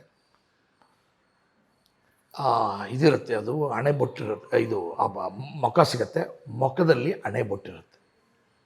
ಆ ಹಣೆಬೊಟ್ಟು ಯಾರಿಟ್ರು ಅಂತ ನಾನು ಹೇಳ್ತೀನಿ. ಕಾರ್ತಿಕೇಯನ್ ಸರ್ ನನ್ನ ಕೇಳಿದ್ರು, ಇದು ನಿಮ್ಗೆ ಯಾರು ಹೇಳಿದ್ರು ಅಂತ. ಸರ್ ನೀವು ಪೊಲೀಸರು, ನಿಮಗೆ ಸಾಕಷ್ಟು ವಿಷಯಗಳು ಅವ್ರು ಹೇಳಲ್ಲ, ನಮ್ಗೆ ಹೇಳಿದ್ರು ಸರ್ ಅಂತ ಹೇಳಿ. ಅದು ಸರಿ ಅಂತ. ಅದೇ ರೀತಿ ರಾಜೀವ್ ಗಾಂಧಿ ಅವರು ಬ್ಲಾಸ್ಟ್ ಆಗಿದ ತಕ್ಷಣ, ಅದು ಆ್ಯಕ್ಚುಲಿ ಬಾಂಬ್ ಆಗಿದ ತಕ್ಷಣ ಬಾಂಬ್ ಅಂತ ಜನ ಓಡ್ತಾರೆ. ಅದರಲ್ಲಿ ಒಬ್ಬ ಮಾತ್ರ ಒಳಗಡೆ ಹೋಗ್ತಾನೆ. ಆ ಟೈಮಲ್ಲಿ ಹೋಗಿ ಮತ್ತೆ ಅವನು ನೋಡ್ತಾನೆ, ಬದುಕಿದ್ರೆ ಸುಡೋಕ್ಕೆ ಅವನ್ನ ಸಾಯಿಸೋಕ್ಕೆ. ಇದನ್ನು ತೋರಿಸ್ತೀನಿ. ಅದಾದಮೇಲೆ ನಮ್ಗೆ ಗೊತ್ತಿಲ್ಲದೆ ಇರೋ ಒಂದು ವಿಷಯ ಇದೆ ಅದರಲ್ಲಿ. ಆ ಹ್ಯೂಮನ್ ಬಾಂಬ್ ಯಾವ್ದು ರೀತಿ ತಯಾರಾಯಿತು, ಯಾರು ತಂದು ಕೊಟ್ಟರು ಅಂತ, ಅದನ್ನು ಈ ವಿಷಯ. ಈ ಥರ ವಿಷಯಗಳನ್ನ ಜನಕ್ಕೆ ಗೊತ್ತಿಲ್ಲದೆ ಇರೋದು, ಮೀಡಿಯಾಗೂ ಗೊತ್ತಿಲ್ಲದೆ ಇರೋದು, ನಿಜ ಹೇಳಬೇಕು ಅಂದರೆ ಸುಮಾರು ಜನ ಪೊಲೀಸರಿಗೂ ಗೊತ್ತಿಲ್ಲದೆ ಇರೋ ವಿಷಯಗಳು ನಾನು ಇದರಲ್ಲಿ ಬಿಚ್ಚಿಡೋಕ್ಕೆ ಆಸೆ ಪಡ್ತೀನಿ sir. Okay, thank you sir. Making of Cyanide ಬಗ್ಗೆ ಸಾಕಷ್ಟು ವಿಷಯ ಹೇಳಿದ್ರಿ. 19 ವರ್ಷದ ಹಿಂದೆ ನಾನು ಇದೇ ಪ್ಲೇಸಲ್ಲಿ ಕೂತು ನಿಮ್ಮ ಇಂಟರ್ವ್ಯೂ ಮಾಡಿದ್ದೆ, ಬಟ್ ಆವಾಗ ಪ್ರಿಂಟ್ ಮೀಡಿಯಾಗೆ. ಈಗ ವಾಪಸ್ ಮತ್ತೆ ಇಂಟರ್ವ್ಯೂ ಮಾಡಿದ್ದೀನಿ ಇದು ಡಿಜಿಟಲ್ ಮೀಡಿಯಾಗೆ. ನಿಮ್ಮ ನೆಕ್ಸ್ಟ್ ಪ್ರಾಜೆಕ್ಟು ಬೇಗ ಬರಲಿ, ಸಕ್ಸಸ್ ಆಗಲಿ. All the best. Thank you sir. Thank you sir, thank you very much. ನನಗೆ ತುಂಬ ಸಂತೋಷ ಆಗ್ತಿದೆ ರಮೇಶ್ ಸರ್, ಯಾಕಂದರೆ ಇಲ್ಲೇ ಬಂದು ಇಂಟರ್ವ್ಯೂ ಮಾಡಿದ್ರಿ. ಅವತ್ತು ವಿಶ್ವೇಶ್ವರ ಭಟ್ರು ಇದ್ದರು ಇದರಲ್ಲಿ, ವಿಜಯ್ ಕರ್ನಾಟಕದಲ್ಲಿ. ನನ್ನ ಕಂಡ್ರೆ ಅದೇನು ಪ್ರೀತಿನೋ ಗೊತ್ತಿಲ್ಲ ಅವ್ರಿಗೆ ಮತ್ತು ರವಿ ಬೆಳಗೆರೆ ಅವ್ರಿಗೆ. ಈಗಲೂ ನಾನು ವಿಶ್ವೇಶ್ವರ ಭಟ್ಗೆ ಮತ್ತು ರವಿ ಬೆಳಗೆರೆ ಅವ್ರಿಗೆ ಥ್ಯಾಂಕ್ಸ್ ಹೇಳೋಕ್ಕೆ ಇಷ್ಟಪಡ್ತೀನಿ. ಅದಾದಮೇಲೆ ಇದೇ ಥರ ನಿಮ್ಮ ಆಶೀರ್ವಾದ ನನ್ನ ಮೇಲಿರಲಿ ಅಂತ ಕೇಳ್ಕೊಳ್ತೀನಿ. ಈ 23ನೇ ತಾರೀಕು ಮೇ 23ನೇ ತಾರೀಕು ಈ ಫಿಲ್ಮ್ ರಿಲೀಸ್ ಆಗ್ತಿದೆ. ದಯವಿಟ್ಟು ಹೇಳ್ತೀನಿ, ಈ ಜನ್ರೇಷನ್ ಅವರು, ಯಾಕಂದರೆ ಸಾಕಷ್ಟು ಜನ ನೋಡಿಲ್ಲ ಈ ಸಿನಿಮಾನ, ನೀವು ನೋಡಿ. ಖಂಡಿತವಾಗ್ಲೂ ಹೇಳ್ತೀನಿ, it's an different kind of movie, different kind of experience ನಿಮ್ಗೆ ಸಿಗುತ್ತೆ. ಥಿಯೇಟ್ರಲ್ಲಿ ನೋಡಿ, ಇಲ್ ಗೆಟ್ ಎ ಬ್ಯೂಟಿಫುಲ್ ಫೀಲ್ ಅಂತ ಅನಿಸುತ್ತೆ. ಒಂದು ಟೆರರಿಸ್ಟು ಮತ್ತು ಪೊಲೀಸವ್ರ ನಡುವೆ ನಡೆಯುವಂಥ ಒಂದು ಕದನ ಇದು. ವಾರು ಹೇಗಾಗುತ್ತೆ, ಹೇಗೆ ಮುಗಿಯುತ್ತೆ ಅಂತ ಗೊತ್ತಾಗ್ತದೆ. ಅದಾದಮೇಲೆ ನನ್ನ ಪೊಲೀಸ್ ಆಫೀಸರ್ಸ್ ಕೆಲವರು ಇದ್ದಾರೆ, ಅವರು ಸೈನೈಡು ಮತ್ತು ಅಟ್ಟಹಾಸನ ಈ KSRP ಟ್ರೈನಿಂಗು, ISD ಟ್ರೈನಿಂಗ್ ಬರ್ತಾರಲ್ಲ, ಫಸ್ಟು ಬ್ಯಾಚ್ ಎಂಟ್ರಿ ಆಗುತ್ತಲ್ಲ, ಅವ್ರಿಗೆ ಈ ಸಿನಿಮಾ ತೋರಿಸ್ತಾರೆ. ತೋರಿಸ್ಬಿಟ್ಟು ಇನ್ವೆಸ್ಟಿಗೇಷನ್ ಹೆಂಗೆ ನಡೆಯುತ್ತೆ ಪೊಲೀಸವ್ರದ್ದು, ಮತ್ತು ಪೊಲೀಸವ್ರ ಆ್ಯಕ್ಷನ್ ಹೆಂಗಿರುತ್ತೆ ಅಂಥೇಳಿ, ರಿಯಲಿಸ್ಟಿಕ್ ಆಗಿದೆ ಅಂಥೇಳಿ ಅಟ್ಟಹಾಸನ ಮತ್ತು ಸೈನೈಡ್ನ ಹಾಕಿ ತೋರಿಸ್ತಾರೆ. ಅದೊಂದು ಐ ಆಮ್ ವೆರಿ ಪ್ರೌಡ್. ದಯವಿಟ್ಟು ಎಲ್ಲರೂ ಥಿಯೇಟ್ರಲ್ಲಿ ನೋಡಿ ಅಂತ ನಿಮ್ಮಲ್ಲಿ ಕೇಳ್ಕೊಳ್ತೀನಿ. ನಮಸ್ಕಾರ.